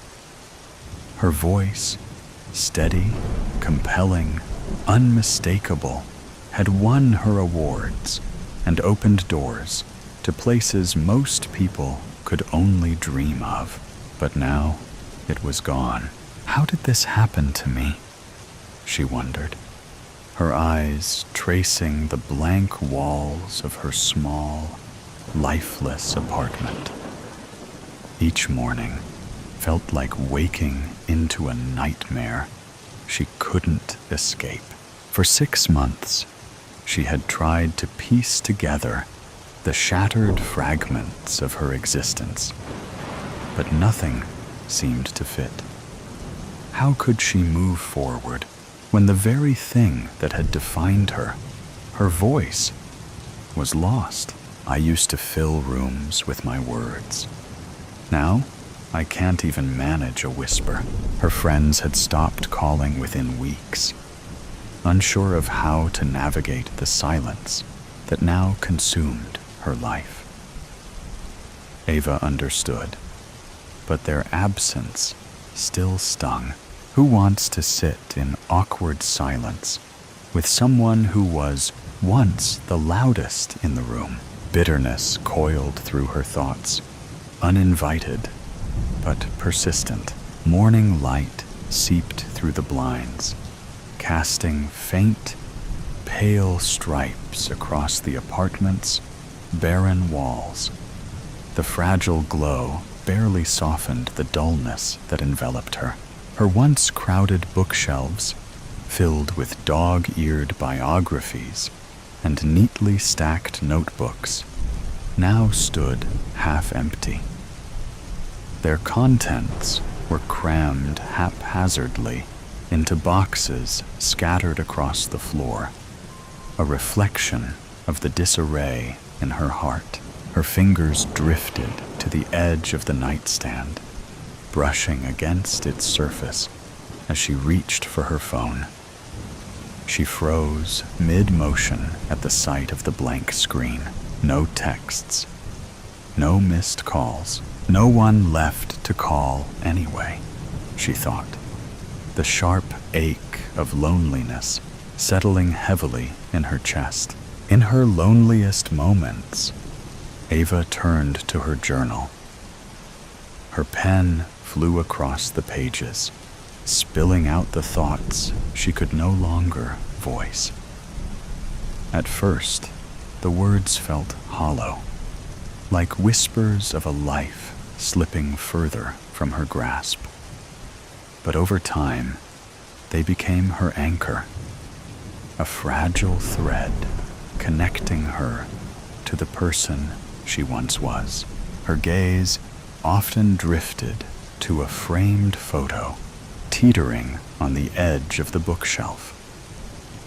Taken 2 years earlier, it captured a time when her life brimmed with purpose. Her byline had graced the city's most prominent publications, her career thriving. In the photo, she stood on a balcony overlooking the bustling downtown streets, microphone in hand, laughing with unrestrained joy. The memory clawed at her heart. I used to own every room I walked into. Now, I'm trapped in this one, swallowing me whole. Ava's fingers grazed the leather-bound journal, resting on her desk. She flipped it open, watching as the transformation unfolded before her eyes. Once neatly penned entries filled with hopeful plans and promises, had turned into chaotic scribbles and unfinished thoughts. The journal had become more than a daily ritual. It was her lifeline, a fragile thread connecting her to a reality she feared was slipping away. Even as she poured her thoughts onto its pages, the oppressive stillness of the room closed in around her, heavy and stifling. Tightening her grip on the pen, she thought, "How did this happen to me?" With deliberate strokes, she scrawled 2 words across the page. Still here. She stared at them, letting the silence stretch, their uncertain and resolute meaning. The park had become her only refuge from the stifling walls of her apartment. She appreciated how the trees muffled the city's constant noise, providing a space where the silence felt peaceful rather than overwhelming. The biting winter air stung her cheeks as she wandered along the familiar path, her boots crunching over frost-covered grass. Skeletal trees creaked softly in the wind, their shadows reaching across the ground like long fingers. Tightening her scarf against the cold, the rough wool grazing her skin, Ava was about to head home when she noticed them. Near the frozen lake, 2 figures stood, silhouetted against the faint glow of a nearby lamppost. At first glance, Ava assumed they were lovers, drawn to the romance of the icy night. But as she moved closer, the scene shifted. The mask loomed over the woman, his movements sharp and aggressive, cutting through the stillness like a blade. The woman shrank back, arms crossed tightly, her posture tense and defensive. Ava froze, her breath crystallizing in the frigid air as unease coiled tightly in her chest. Her heart thudded as she squinted into the darkness, trying to make sense of the scene. The woman tilted her head slightly, her voice, if she spoke, too faint to rise above the biting wind. Ava hesitated, her feet faltering as the weight of the stillness pressed down around her, heavy and foreboding. "It's not my business," Ava told herself, her stomach twisting uneasily. Despite the thought, her feet carried her forward, almost automatically. She slipped off the path, her boots sinking into the frozen grass as she ducked behind a tree. Gripping its rough bark with trembling fingers, she peered out from the shadows, her pulse quickening. The man's sharp, angry voice sliced through the icy stillness, though the wind scattered his words before they could reach her fully. Ava squinted into the dim light. The woman stood rigid, her arms crossed tightly, her posture defensive. Her responses, soft and hesitant, were little more than fragments that dissolved in the biting wind. Ava's chest tightened. Something's wrong. Do something. But what? I can't even. Her thoughts shattered as the man lunged, shoving the woman with brutal force. Ava's breath caught as the woman slipped on the ice. For one excruciating moment, time seemed to stop. The air stood still, the world eerily frozen, until the fragile frost beneath the woman cracked. The sound was sharp and jarring, like breaking glass. A splash shattered the silence as the woman disappeared into the frigid, dark water. Panic surged through Ava like a tidal wave. Scream. Call for help. Do something, she begged herself, but her voice refused to come. Locked deep within the recesses of her mind, desperation set in as her shaking hands fumbled in her pocket. After a frantic struggle, she pulled out her phone and hit the record button, her fingers trembling against the icy metal. Then he turned. The man's head snapped toward her, and their gazes locked with unnerving precision. There, in the dim light, Ava felt the intensity of his stare, piercing, calculated, and merciless. It cut through the darkness, striking at the core of her fear. Her stomach clenched with unease. He sees me. He knows, I saw. He stepped toward her, his boots crunching loudly on the frosted ground. Ava didn't wait to see what would come next. Her legs jolted into motion, slipping and sliding as she bolted back toward the path. Her breaths came in short, ragged bursts, her heart pounding like a frantic drumbeat as the icy air seared her lungs. Later, Ava sat at her desk, staring at the blurry video looping on her laptop screen. Barely 10 seconds long, the shaky footage revealed almost nothing. The man's face was lost in a haze, and the woman's fall disappeared into the shadows. It's not enough, she thought bitterly, frustration coiling in her stomach like a spring. Clenching her fists tightly, she replayed the scene again. I saw it happen. I know what I saw. Why isn't that enough? She had gone to the police, but their skepticism had been palpable. Unable to speak, Ava resorted to scribbling frantic notes, pointing at her phone and gesturing in sheer desperation. Yet her efforts were met with dismissive questions. Why hadn't she called for help? Why was the video so unclear? Did she even know the people involved?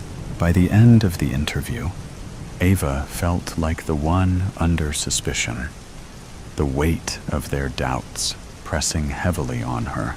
Back in her apartment, anger simmered beneath the surface. Her notepad lay open on the cluttered desk, its pages littered with hastily scrawled thoughts and disjointed leads. As she tapped her pen against the edge of the desk, the scene replayed vividly in her mind. How could they dismiss it so quickly? She thought, her chest tightening. You were there. You saw it. Isn't that enough? But the memory of the detective's dismissive tone echoed, fueling the frustration building inside her. Ava slammed the notepad shut. This is why I became a journalist, to expose people like him, to give a voice to the powerless. And now, I'm the one without a voice. Her laptop screen flickered, The video paused on the shadowy outline of the man by the frozen lake.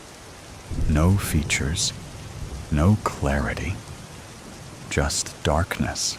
Ava clenched her fists, biting back the doubt, gnawing at her resolve. Not enough, she thought bitterly, as she grabbed her pen and scrawled the words across her notepad with such force that the paper tore.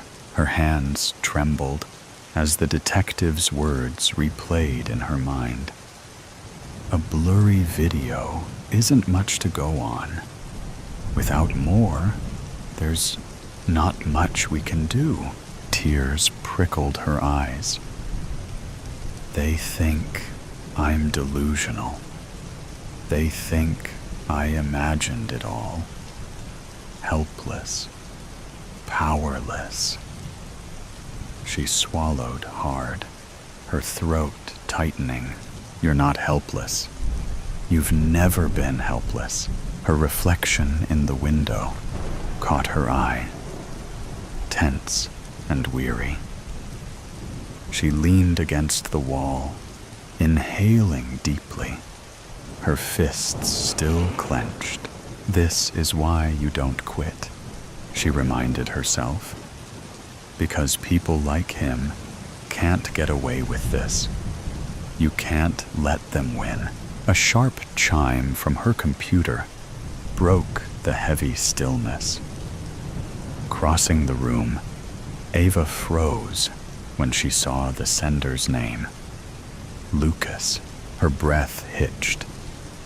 A flicker of something she hadn't felt in months breaking through the haze. Hope. His response was brief, but direct. And it ignited something in her. You're not doing this alone anymore. Lucas had been there during her prime. One of the few who understood her dogged pursuit of the truth. Now, he was ready to help. Together, they began unraveling Victor Hayes's carefully concealed life. Corruption, intimidation, a pattern of calculated violence cloaked behind a polished facade. Each new revelation strengthened Ava's resolve. She stared at a photo of one of Victor's previous victims, her fingers gripping its edges. He's done this before, and no one stopped him.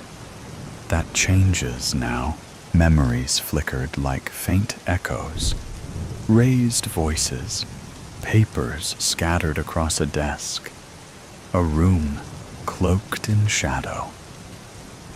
Ava pressed her hands to her temples, trying to grasp the elusive fragments. Think. What did you see? What did you hear? But the harder she tried, the more the details seemed to slip through her fingers, like grains of sand. Still, one truth emerged from the fog. The night you lost your voice wasn't random. It's tied to all of this. It's tied to him. With Lucas's help, Ava tracked down an old source, a woman who had once worked closely with Victor. They met in a quiet cafe, where the soft murmur of conversation only heightened the tension between them. The cafe's low buzz and clatter of mugs softened, fading beneath the chaos in Ava's mind. She gripped her notepad, knuckles white, as her gaze darted between the woman's trembling hands and the window she wouldn't stop watching. Across the table, the woman stirred her tea with deliberate slowness, her hands trembling faintly despite the blank mask on her face.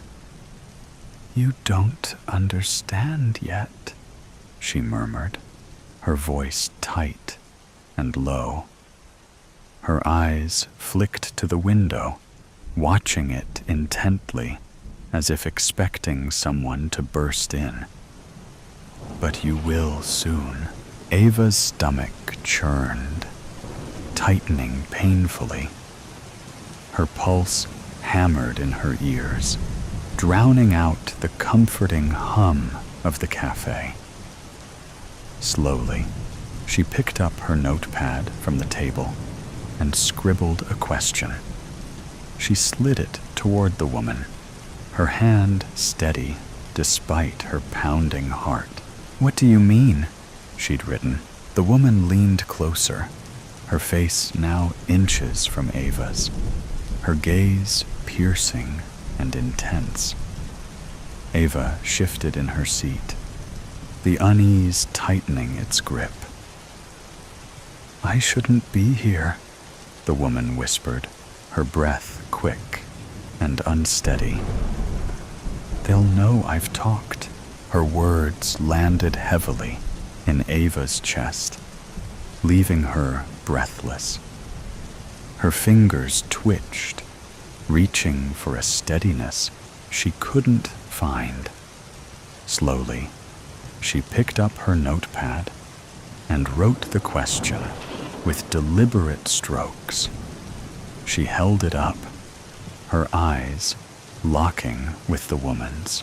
"Why me?" The woman hesitated, her hands fidgeting with the edges of her napkin, tearing it into frayed strips.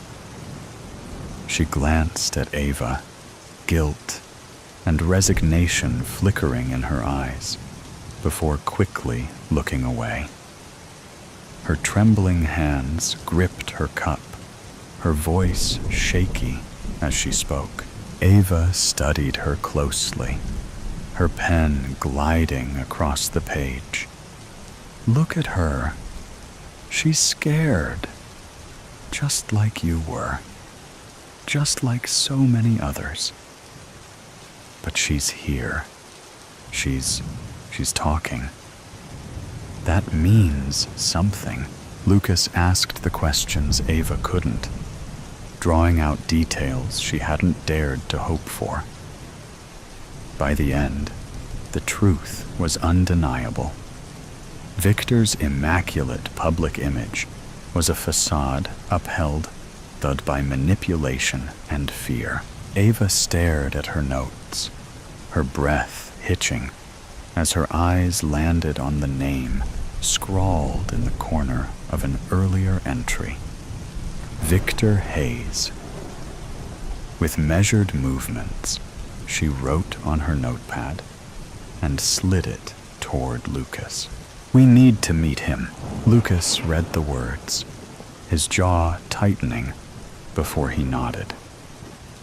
"We'll choose a location where he won't feel entirely in control," he said, his voice low and deliberate. Turning to the woman, he added, "Thank you. You've done more than you know." The woman nodded faintly, her hands gripping her cup. Ava's heart pounded as she absorbed the gravity of what lay ahead. Meeting Victor meant stepping directly into the fire, but it was the only way forward, the only way to bring the truth to light. Her resolve sharpened as she scribbled on the notepad once more. "We need to confront him." Lucas glanced at her words and nodded resolutely. "If we're doing this, we have to be strategic. We need neutral ground, somewhere he'll come but won't own." The theater was his idea. "It's neutral ground," he said. "Somewhere he'll come, but not somewhere he'll own." Ava wasn't convinced. What if he doesn't show? She'd written on the pad between them, her pen pressing into the paper with doubt. "He will," Lucas had replied, leaning closer, his voice steady. He'll want to see the pieces for himself. He can't resist thinking he can still control the outcome, and so the message was sent. Its contents carefully constructed to lure Victor out. The stage was set, both figuratively and literally, for the confrontation that Ava knew could change everything. Now, as she stood in the hollow shell of the theater, its grand interior reduced to shadows and decay, the weight of that choice settled heavily on her. Dust motes danced in the dim light streaming through cracked windows, and the faint creak of old floorboards echoed in the cavernous emptiness. Her evidence was meticulously laid out before her on the stage, each piece feeling like a fragile lifeline, a thread connecting her to the truth. And then, the sound of polished shoes clicking against the floor broke the stillness. Each step deliberate, each echo sharper than the last. Victor Hayes emerged from the shadows at the back of the theater, his presence filling the room before he even reached the stage. He stopped a few feet away, the cool glint in his eyes pinning Ava in place. His suit, pristine and unyielding, seemed to mirror his demeanor. Impeccable, yet menacing. "You should have stayed quiet," Victor said. His voice was soft, almost conversational, but the menace beneath it rippled like a storm just beneath the surface. Ava's breath caught, her fingers curling at her sides as she steadied herself. The weight of his presence was suffocating, but she forced herself to meet his gaze, refusing to look away. Inside, her thoughts sharpened, cutting through the fear. "I don't need a voice to bring you down. My story is louder than you'll ever be." Victor's smile was faint, more an indication of control than amusement. "This," he said, gesturing to the evidence before her with a flick of his hand, "isn't going to change anything. You think you've won, but you don't understand how the game works." Lucas stepped forward, breaking the tension momentarily, as he began presenting the truth piece by piece. His voice was firm and steady, and for the first time, Ava saw Victor's polished exterior begin to fracture. His jaw tightened, his eyes narrowing ever so slightly as each revelation chipped away at his armor. "You don't understand what you're doing," Victor said finally, his tone cutting and sharp now. "You think justice is on your side. You're in over your head." But Ava didn't flinch. As the cracks in Victor's facade grew, a strange calm settled over her. Her silence, once a source of despair and weakness, now felt like an unassailable wall. This was the moment she had fought for. The truth was out, and it was louder than anything Victor could say or do. She stood taller, her composure unbroken. "This is it. This is why you fought so hard. This is what they can't take from you," she thought, the strength in her resolve radiating outward. Victor stepped back, the calculated anger in his eyes barely contained. For the first time, it was clear. He wasn't in control anymore, and Ava, with her silence and the undeniable power of truth, had turned the tide. She had proven that even without words, her voice could echo louder than his threats ever could. 2 monsters, Anatolius's home had been destroyed. Apart from the crackling of fires, still eagerly munching at the dregs of what used to be beautiful greenery, the island was silent. Anatolius might not have noticed the army behind him, were he marching on an adjacent kingdom. This kingdom, his kingdom, had been razed. Every home they passed was either a pile of ashes or the blackened husk of a stone wall. Anatolius pressed on. Nepheli had to be okay. She'd been alone with Anacreon for 6 years. He still had to apologize for that. He remembered the linen sheets she'd wrapped around their boy as she carried him. The boy with her blue eyes and the golden hair Anatolius himself had been born with. Hair that would by now be darkening to a soft brown. He'd been looking forward to catch up with them, with the goings-on of the kingdom, with the childhood he'd missed out on. As they walked through the town, he heard several of his men cry out. The sounds of weapons dropping to the stone roads and the sound of feet racing off. Several corpses dotted the paths. Most were burned beyond recognition, but a few wore helms bearing a crest that had been melted by the heat. None of his men, of course. Some army that had sacked the place. But some didn't wear armor.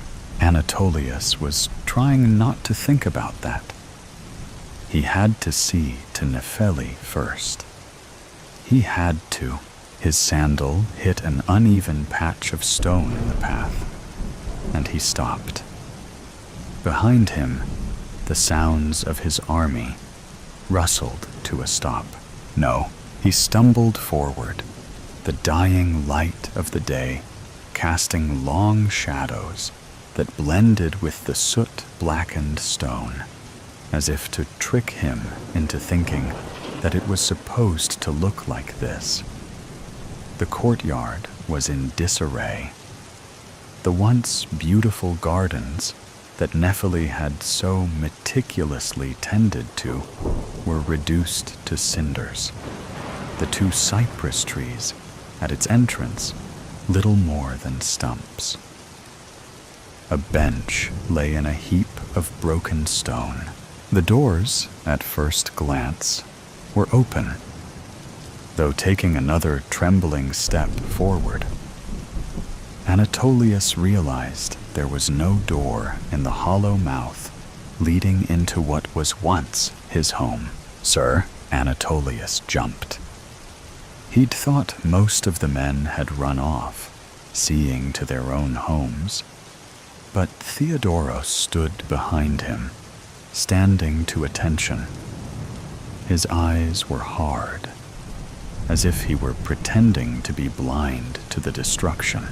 Theodoros had fled his home, a country to the south, one with gods like Niam and Anansi, rather than Zeus and Hermes.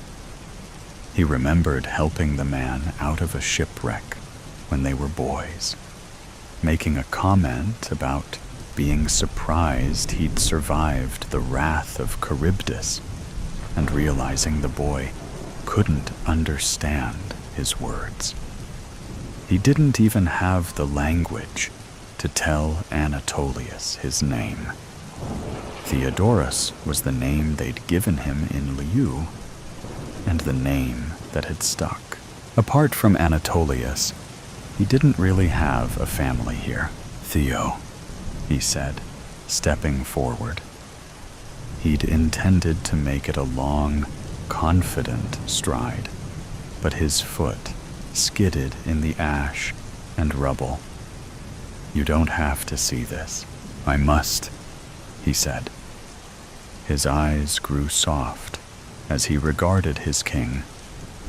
If only to keep you on your feet. Anatolius frowned at him, then took a deep breath and nodded. He ducked into the doorway. The humble palace was illuminated by a wide hole in the wall, breaching through the ceiling of the upper floor. The smell of charred flesh, stale after days of abandonment, still hung faintly in the air. Anatolius pulled up his cloak to cover his nose. There could be survivors, he said doubtfully. Check the cellars. Someone could have hidden there from the fire. I'll go check my bedchambers. Theodoros opened his mouth to argue, then closed it again, giving his king a nod. He ducked into the kitchen and disappeared from view. Anatolius put one foot on the bottom step, taking a deep breath to steel himself, regretting it immediately as the odors seemed to coagulate in his nostrils. He readjusted his cloak about his nose and headed up the stairs, dreading what he'd find at the top. They could still live, he tried to reassure himself. If they're not up here, Theo might find them in the cellar. Perhaps Anacreon was hiding between the wine barrels when they came. He paused on the steps. They? Who was they? The city had been burnt to the ground intentionally. There were dead soldiers among the townspeople. But who on earth would have this big a problem with him? He almost turned around to go find one of those dead soldiers and examine the corpse more thoroughly. But he shook his head and took another step up. Don't distract yourself, as his words echoed in the still air. He froze. The sound of something rustling in the rooms overhead were distinct now. A scuttling of feet and fabric. Someone was here. One hand on the hilt of his xiphus, he charged up the stairs. It could be Nepheli, but it could be someone else entirely. He threw his shoulder through the remains of the door, barging into his rooms amid a shower of soot. He then froze. His chambers, now a single room with the walls burned or knocked over, were destroyed. He shook his head, refusing to let himself be distracted by the destruction, and turned to the bed. Their bed. His blood ran cold. Nepheli, thin and gaunt, staring at him in disbelief and fear, lay in the bed. At first, he thought she must be tied there, with how little she moved. But as she lifted her trembling hand, he realized she was simply too weak. With effort, she outstretched a finger to point at him. No, not at him. Behind him, he spun in one fluid motion, drawing his sword. Initially, he saw nothing but the darkened corner of the room. blackened by shadows and soot. Then a low, dark chuckle echoed, and two glowing pinpricks of red appeared from the void, and here I was, half expecting her to die before you arrived, said a smooth voice, a shape separating itself from the shadows and resolving into a strange figure. It stepped forward, some kind of humanoid relative of Chimera, Anatolius thought. Its legs were smooth, dark red, scaled things, talons clinking on the stone floor between the tattered remnants of a pelt, the long, thin end of a reptilian tail whipped around. The figure's face remained in shadow, apart from its eyes, but Anatolius could just make out the shape of their head, adorned with wicked horns that swept back and arched up into points like some cruel wave. "Who are you?" he demanded in horror. "Not what?" The being chuckled, bringing a hand up to rest on their hip. It had those same dark red scales, same hooked black talons, clashing with the clean white of the creature's exomus. Most people ask me, what? I've had many of these conversations, King. Yet you're the first to ask after my identity first. I'll commend you on that. I know what you are. You're a monster. You brought your army here to destroy my people, and I will know why. Speak. The figure, infuriatingly, remained still. Another chuckle rumbling in their chest.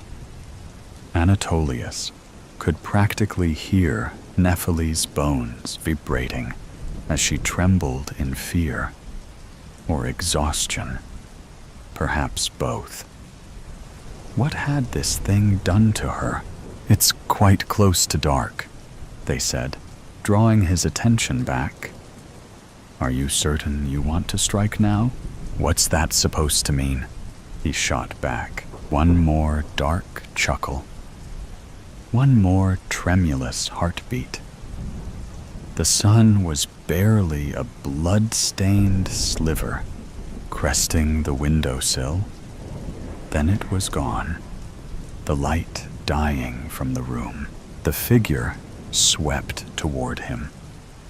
Only his reflexes saved him, his foot swinging out as he pivoted, trying to catch the creature unawares. The first thing Anatolius had learned in war was that a soldier's sword wasn't his only weapon. An instant later, he was staring at the ceiling through star-clouded eyes, wheezing for breath. The creature's tail tip unwound from his ankle, and the thing stepped over to look down at him, a silver grin cracking the violet dusk light. "You should have gotten her, and gotten out," they said, and lunged down at him. Cat. Pain greeted him as he woke. Head muddled, he groaned, reaching up to rub at a crick in his neck. A hand grabbed his wrist, and he cursed under his breath. "That thing, let go!" The words, though attempted to be forceful, came out as a pained hiss. He glared up at the figure above him, reaching for his sword. A moment later, he realized it wasn't the thing from earlier, but a more familiar face. Theodoros. Anatolius relaxed. What happened? Theodoros loosened his grip on his wrist, readjusting to help Anatolius sit up. There was a pain in his eyes, Anatolius realized. Or was it guilt? He shook his head to clear it, feeling a lot like he was nursing a hangover without having drunk the wine. I am sorry, Your Majesty. Anatolius looked around the room. It was still in the same disheveled state as before, only now a huddled mass lay on the ground beside him. The creature, he realized. Its tail was still coiled lightly around his leg, but it lay in a puddle of blood. And Anatolius realized with shock that the sword whose handle he'd been reaching for was buried in its chest. Looking over the thing now, it seemed so much smaller, so much less imposing. He could see its face clearly now. Nearly human, but for a dusting of crimson scales across its cheeks. Had they been that bright before? Or had he been imagining it in the distorting shadows of the encroaching night that collected in patches around the outside corners of its hollow silver eyes, framing its face? It was a woman, too, more sets of horns studding her jawline, almost like facial hair.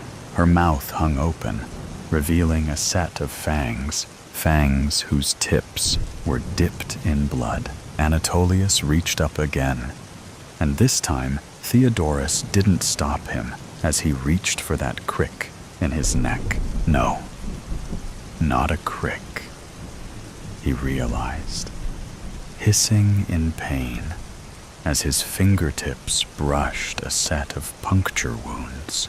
This thing, what is it? He asked as he dropped his hand, looking up at his friend. Theodoros shook his head. He didn't know.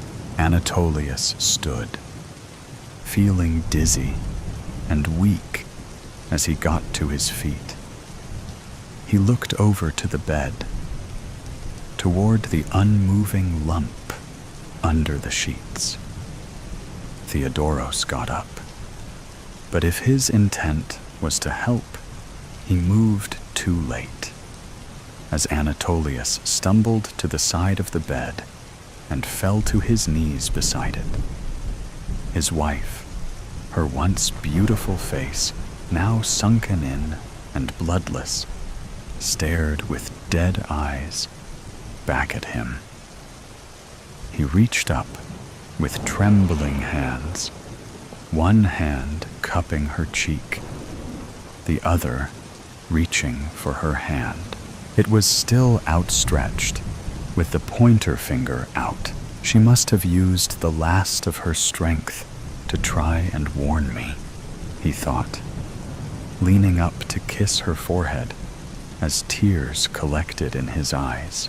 Without looking up, he said, "Where is my son?" Theodoros was silent for a long moment. "I found him in the cellars," he finally said. "Dead? The smoke must have killed him." Theodoros usually sounded stern. Even in battle, he'd never cracked. But he loved Anatolius's family just as much as he himself did. And now, their loss had broken something in him, if the pain in his voice was anything to go by. Anatolius took a deep breath, then stood, still holding his wife's hand. The night before he'd left for war, he'd promised to return. He'd promised to her worried tears that she'd see him again. That promise had been fulfilled. but it felt hollow now. A sudden rage seized him. He dropped her hand. Then, despite his weakness, he stormed to the side of the creature who had attacked him. The thing that had ransacked his kingdom, destroyed his home, murdered his people and his family.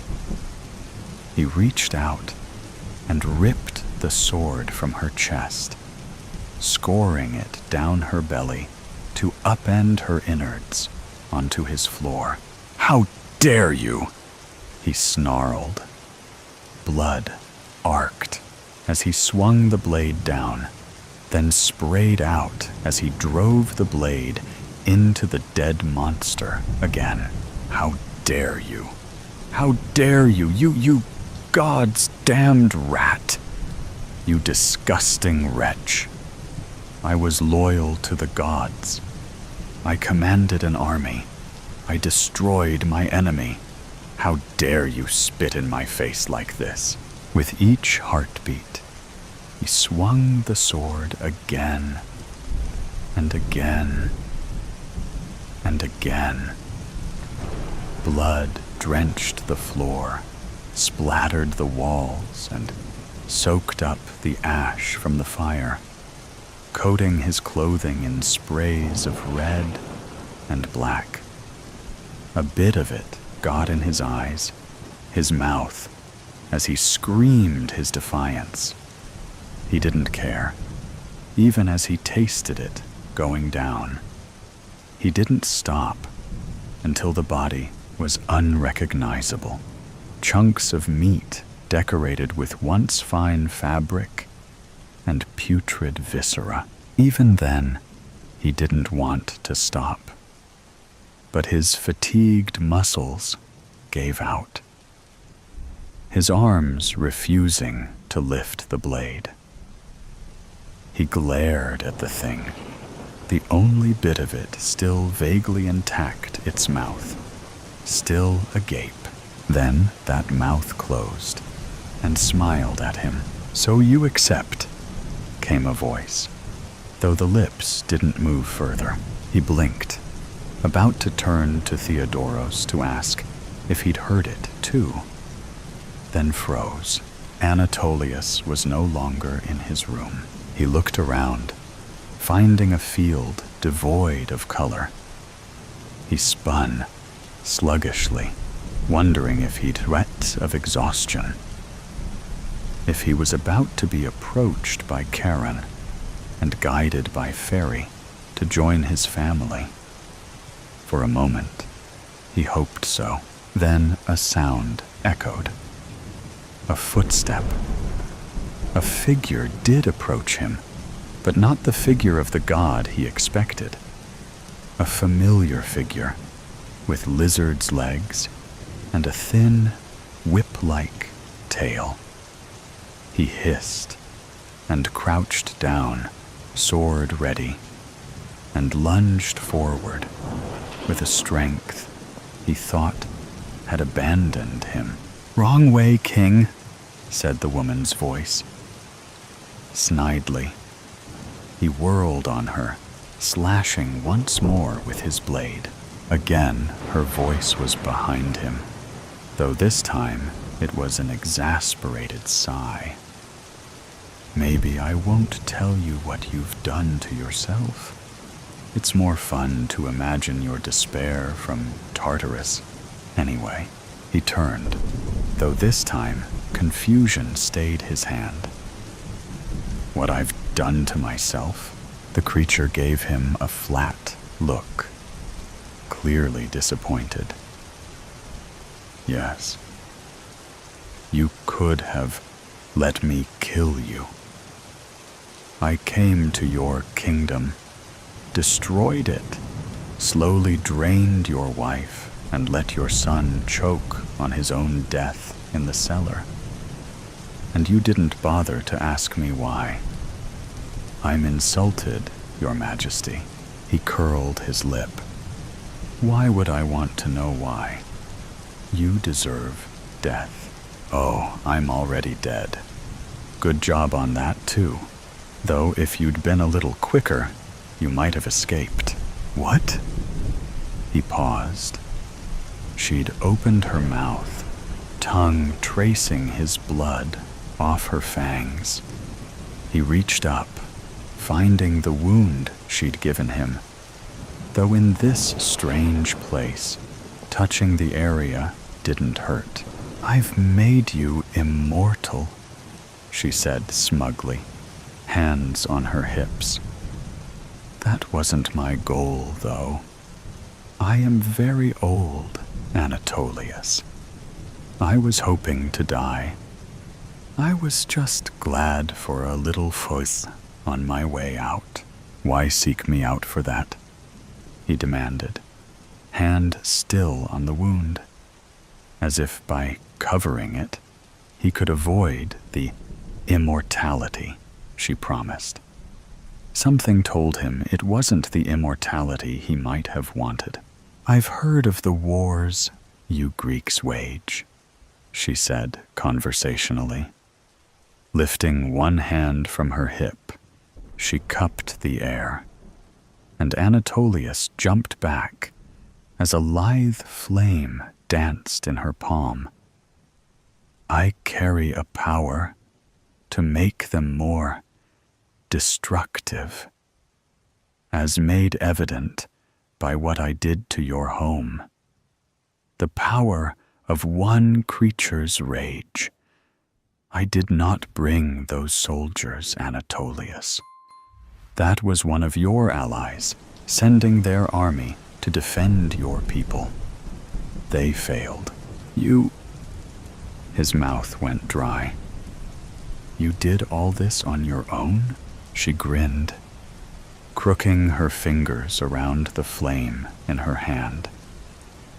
Upon closer inspection, that flame was bigger than it appeared, bright orange, bleeding into a pinkish hue, and then darkening to black as they curled around her cruel grin.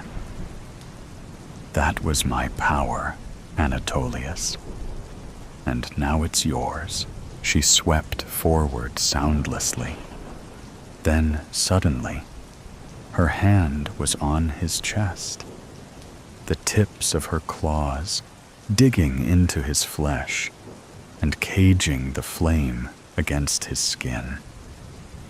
He screamed, but before he could swing his sword again, she'd pressed it into his chest.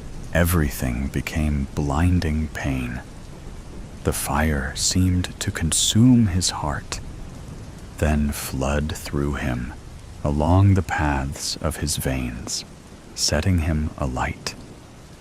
That strange flame morphed him into a human-shaped bonfire. Everything was flame. All he knew, everything he'd ever known, was that flame. It burned away every bit of him, leaving a smoldering hunk of coal in his place. Within himself, he saw two faces. His wife, smiling at him, her dazzling beam burning away the memory of her dead in her bed. That of a young boy, older than he'd known his son, but undoubtedly him all the same, grinning playfully up at him through the mess of curls on his head. Though made of that flame, he reached out, pulling the both of them into an embrace. When he woke again, once more looking up at his own ash and blood-flecked ceiling, once more with Theodorus's face looking with concern down at him, there were tears in his eyes. Anatolius's home had been destroyed. The man in the lake. Since I was a child, I've feared him deeply, though I've never laid eyes upon his elusive person. I can remember vividly walking along the narrow trail that surrounded Lake Victory during the Ides of October. The water, dormant and as reflective as glass, was enraged by the fiery reds of the perishing leaves that clung desperately to the maples surrounding it. If you glanced from a distance, you'd think it was a pit of lava scorching through the center of the earth from the leaves that already pirouetted to the ground. A magnificent blanket of gold and orange stretched invitingly along at your feet. Consequently, as the trees became more barren, the seasonal breeze squeezed between the branches, knocking together their nimble limbs. With its powerful grasp, the whooshing breath of Mother Nature would envelop all sounds within an ear's distance of man. This type of silence was cathartic. If you closed your eyes, you could become coalesced with its gentle movement, as a spider web would become accessorized against the unbeknownst skin. The random assortment of sounds stemming from birds, the splashing of fish, an acorn falling from the tree, the ominous sounds of swaying, narrow trees like a rusted seesaw, or the mercurial patter of rain echoing against the wilted leaves, producing a light bass that was rhythmically harmonious to the ear. My grandfather always mentioned this man was always present, but you had to search persistently without fear or a cluttered mind.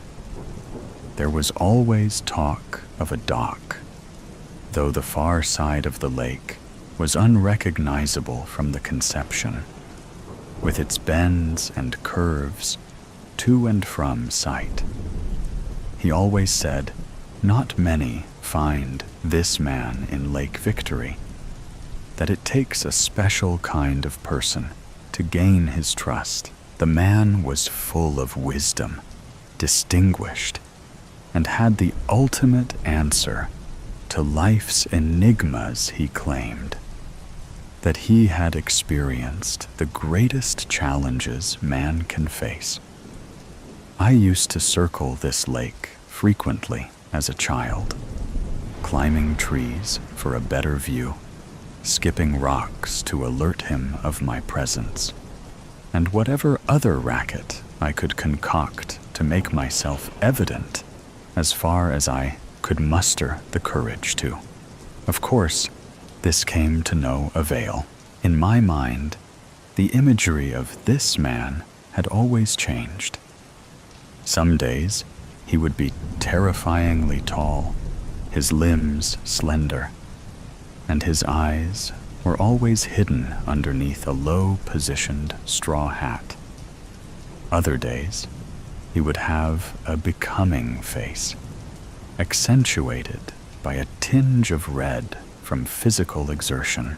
I pictured him growing corn in small patches, picking berries from wild bushes, and fishing regularly from his forsaken dock.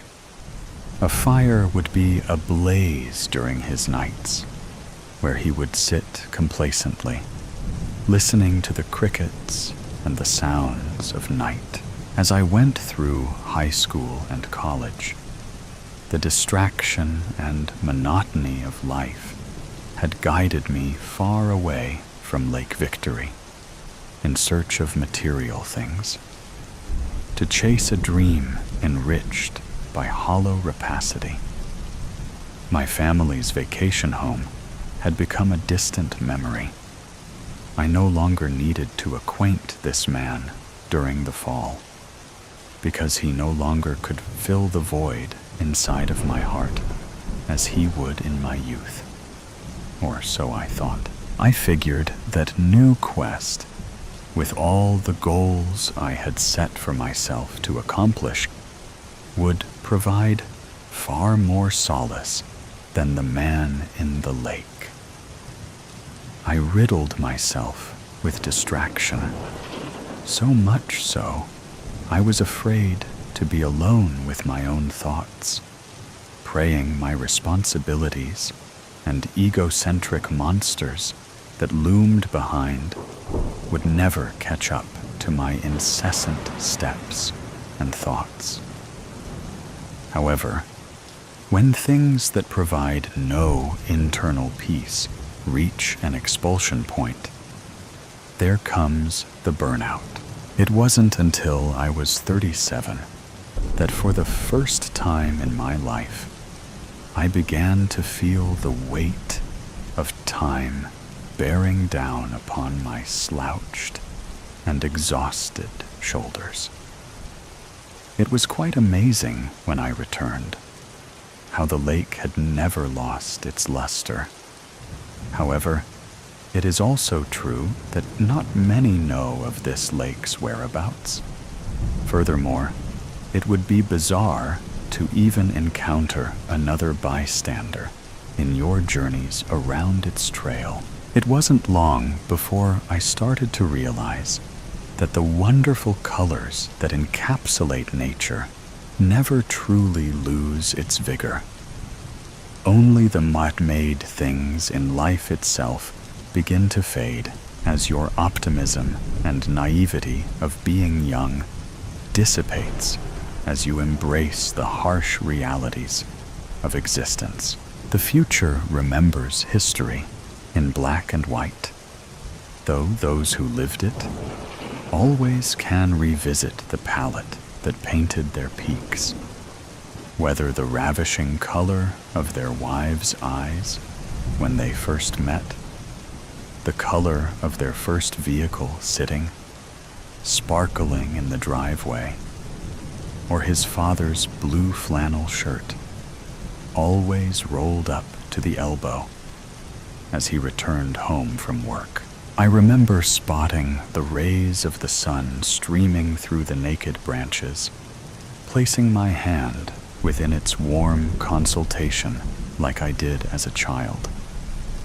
My pallid flesh began to glow as an orb would, the light bending around and through my stretched fingers as I tried to ball it up and capture it within my selfish fist. The trees, though still gallant and strong, were showing signs of age then.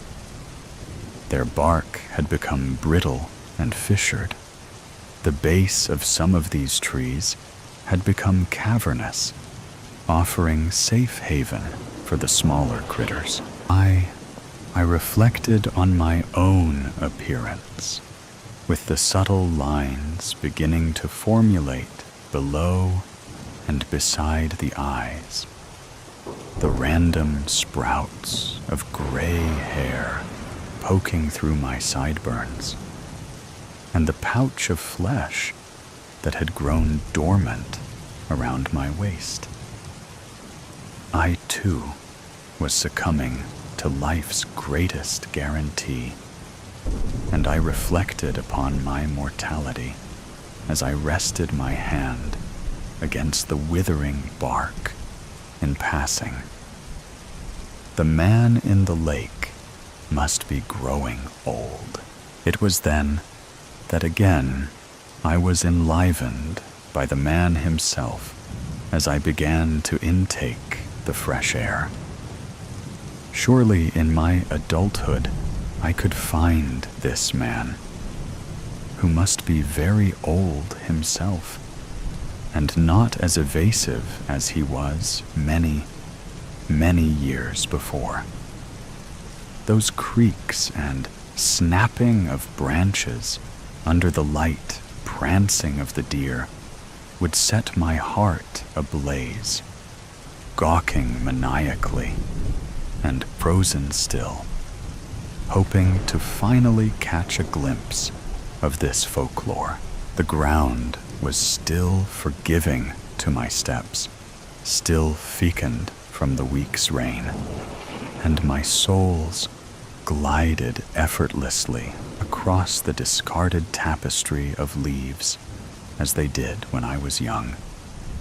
And through certain partitions between the blinding trees, you could catch a swooping heron, the elongated neck, saintly patience, and aloof demeanor, awaiting the perfect moment to spear its beak into unsuspecting prey, just as they had in early summers. I remember the trail was as underutilized as ever at 37, stumbling atop exposed roots and stubbing my toe against jagged rock. I had been swimming through the thickets, gently whipped by the returning force, though I continued to push further than I'd ever had as a child. It wasn't long then before that allure and optimism that guided my clairvoyance towards the man in the lake previously was becoming shrouded by the enclosing nature surrounding my steps. Briefly, I remembered pausing within a small pocket of land, like an atrium within the center of the forest, and weighed my options going forward. I concluded that maybe my grandfather made up this man in the lake, that maybe I knew this all along and held on to this anecdote like one holds on to an old shirt from his past, attached to the memories it harnessed. It was then I turned towards the trail where I had come from. Then I craned my neck towards the hazardous continuance just ahead. Something within was battling, opposing forces destined for different destinies, though I allowed my city-wrought mind to win the battle once again. I turned back towards my vehicle, leaving the man behind once again. Now, I am 79. I've raised children, paid off my mortgage, made all the money one can make to live a satisfied life. However, something was gnawing in the confines of my mind. The man in the lake. Here I was again. The trail was non-existent now, but I allowed what was left of my memory to guide me towards my former footsteps upon weakened limbs. Some of the trees now had fallen, and Lake Victory was as exposed as it ever had been, as I gingerly stepped around the detriments of my journey. In brief increments, the past would flash before my eyes, and through my childhood eyes, I was allotted the opportunity to see Lake Victory in all of its former glory. My breathing was heavy, my hands calloused as I tightly grasped my walking stick. My calves were aching tremendously, though my heart thumped with the excitement and fervency of a teen. I knew this was my last opportunity. The fall always seemed to leave me speechless. How could it be? Something that I've witnessed dozens of times still enraged my love for this very earth, just as it had the first time.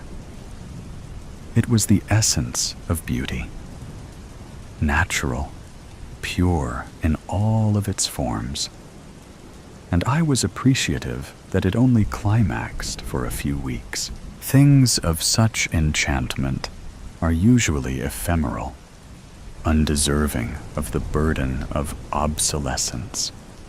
The woman you meet in a foreign land, gone before you awake in the morning.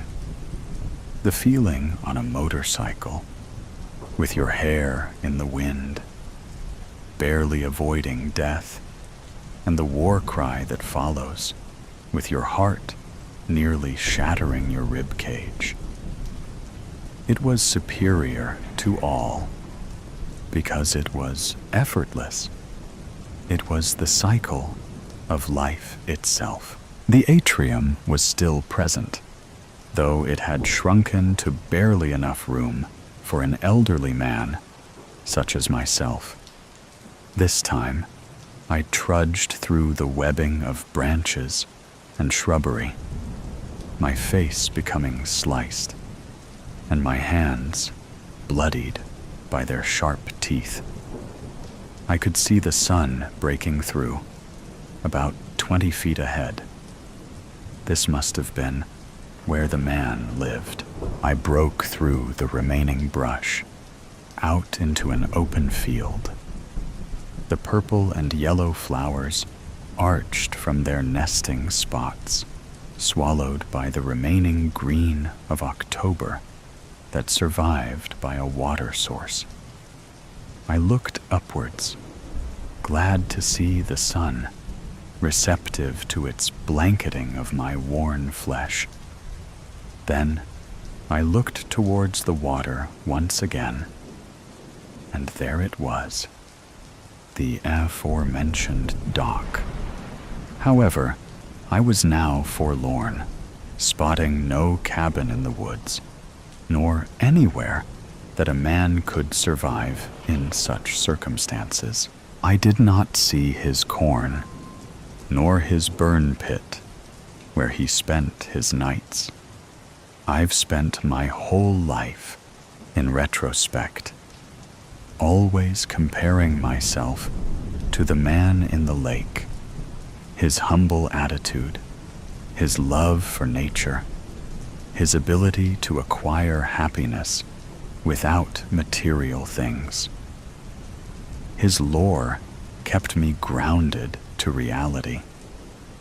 And now I was faced with the harsh truth that his existence was never crafted by veracity. Nor was this apotheosis one in which I dreamed many times before. I harped upon why my grandfather would speak so greatly of him, as if a friend. Why allow me to go on these wild goose chases, hoping to encounter some begrimed being, steeped in desolation? I approached the dock apprehensively, acknowledging its worn and derelict bones, the way it slouched towards the right side, and how the algae grew rampantly across its damp surface. I took a careful step and stopped, now hearing the lapping water gently clapping against the embankment, taking along with it the atrophied leaves, as a Viking would be sent off during his death. I took another step, stopping once again, surprised by the stability with a poke of my stick, and then decided upon shuffling towards the very edge. Here I stood, looking out over the lake that had held such a prized position within my heart. I looked down towards the surface of my hands, with all of the wrinkles and liver spots that come regretfully with age. Then I looked around the lake, witnessing its vitality once again. I understood that though some of the trees would tumble, that this very dock itself will eventually surrender to entropy, that the man in the lake may have been a farce, that ultimately I was eternally grateful for everything it had provided me in my life. I closed my eyes, taking a deep breath, feeling the brisk air searching through my lungs as I exhaled greatly. There was a surge of enlightenment that had imbued a deep revelation just as I had opened my eyes. And it was at this moment I knew I had found the man in the lake. As I looked down, just ahead of the last portion of the dock, I saw my reflection within the still water. The white hair that whisked away with the gentlest of breezes. The thick, clouded glasses that stretched across my eyes. My hunched disposition, barely holding up underneath my trembling legs. This fascinating search for a character that had lived deep within all of our souls. One stripped bare of the repressed angst and uncertainty that haunted us all outside of this mystical place. With all of its simplicity and understanding of life that one tends to convolute upon their odyssey towards enlightenment. This was the ultimate lesson, and it took a lifetime to understand. I was the man in the lake, just as my grandpa had once been, and maybe one day you will be too. Haunting, Jack couldn't speak. He could only scream as he woke up to the sound of his mother's voice, whispering to him from the corner of his dark bedroom. Of course, it wasn't actually his mother. He knew that. How could it be, when she had died in a car accident just a little over a week earlier? Jack. Come over here, Jack. You can see me, can't you? Come over here, child.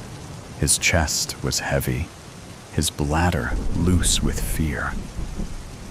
Looking over into the corner as he flailed amidst his perspiration-damp sheets, he realized that he could indeed see something. The same something, in fact, that he had seen on that terrible night of his mum's demise, just minutes after his aunt, who had been babysitting him at the time, had received the phone call that would cause both of their worlds to come crashing down. She had broken the news to him, and he had seen it standing over by the window of his aunt's tiny living room.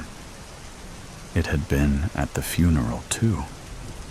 And now, here it was again, invading the privacy of his bedroom this time, lurking in the corner, watching him, taunting him by speaking with his dead mother's voice.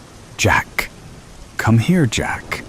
Now! Tears of terror spilled down his cheeks as he scrambled to sit up. His gaze was fixed upon the corner, on the hulking, dark outline of a man who stood there, wide and tall, so tall that its head almost brushed the ceiling.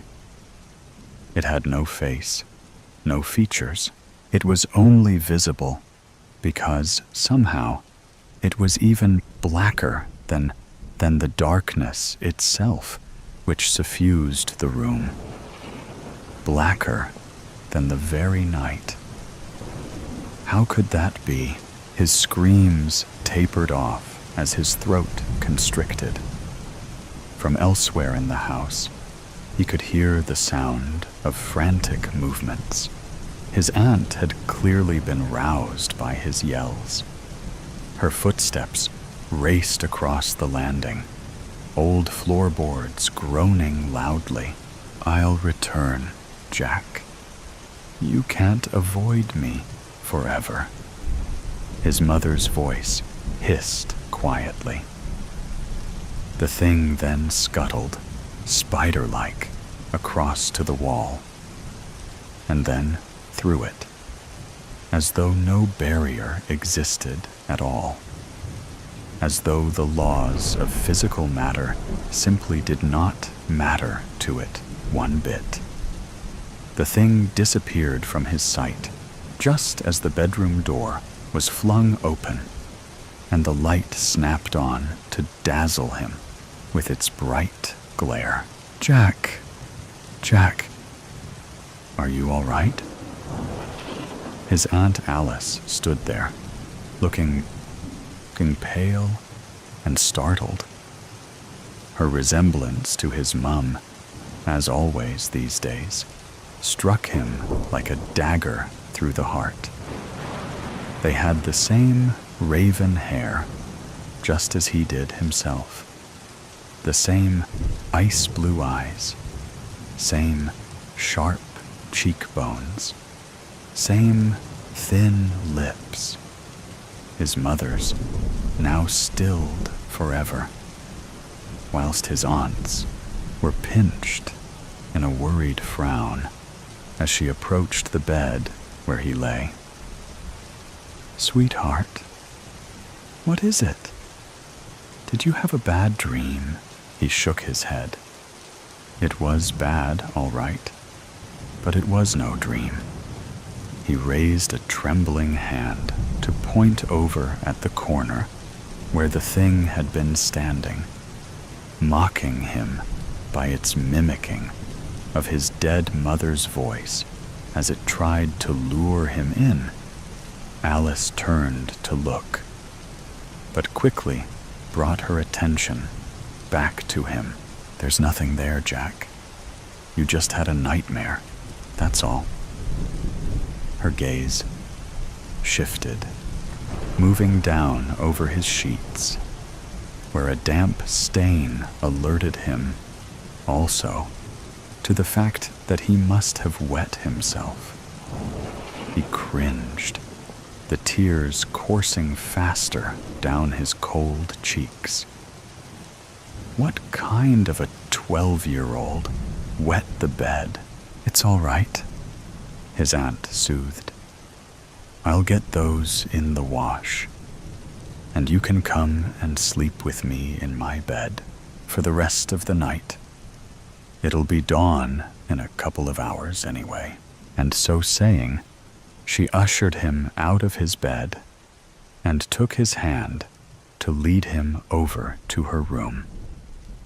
As always, it smelled strongly of lavender. After tucking him in, she retreated back to strip the damp sheets from his bed. Meanwhile, he lay there, alone once more in the darkness, eyes wide open and frantically scanning the dark shapes all around him, lest the shadow should return again that night to torment him. All the while, the sound of his aunt's stifled sobs haunted his ears. Chanta, Abby, if you can hear me, please respond. I don't know what to do. He hasn't spoken a word since you died, and he seems so disturbed. He's been having night terrors, and Jack crept down the stairs, being careful to avoid the creaking steps.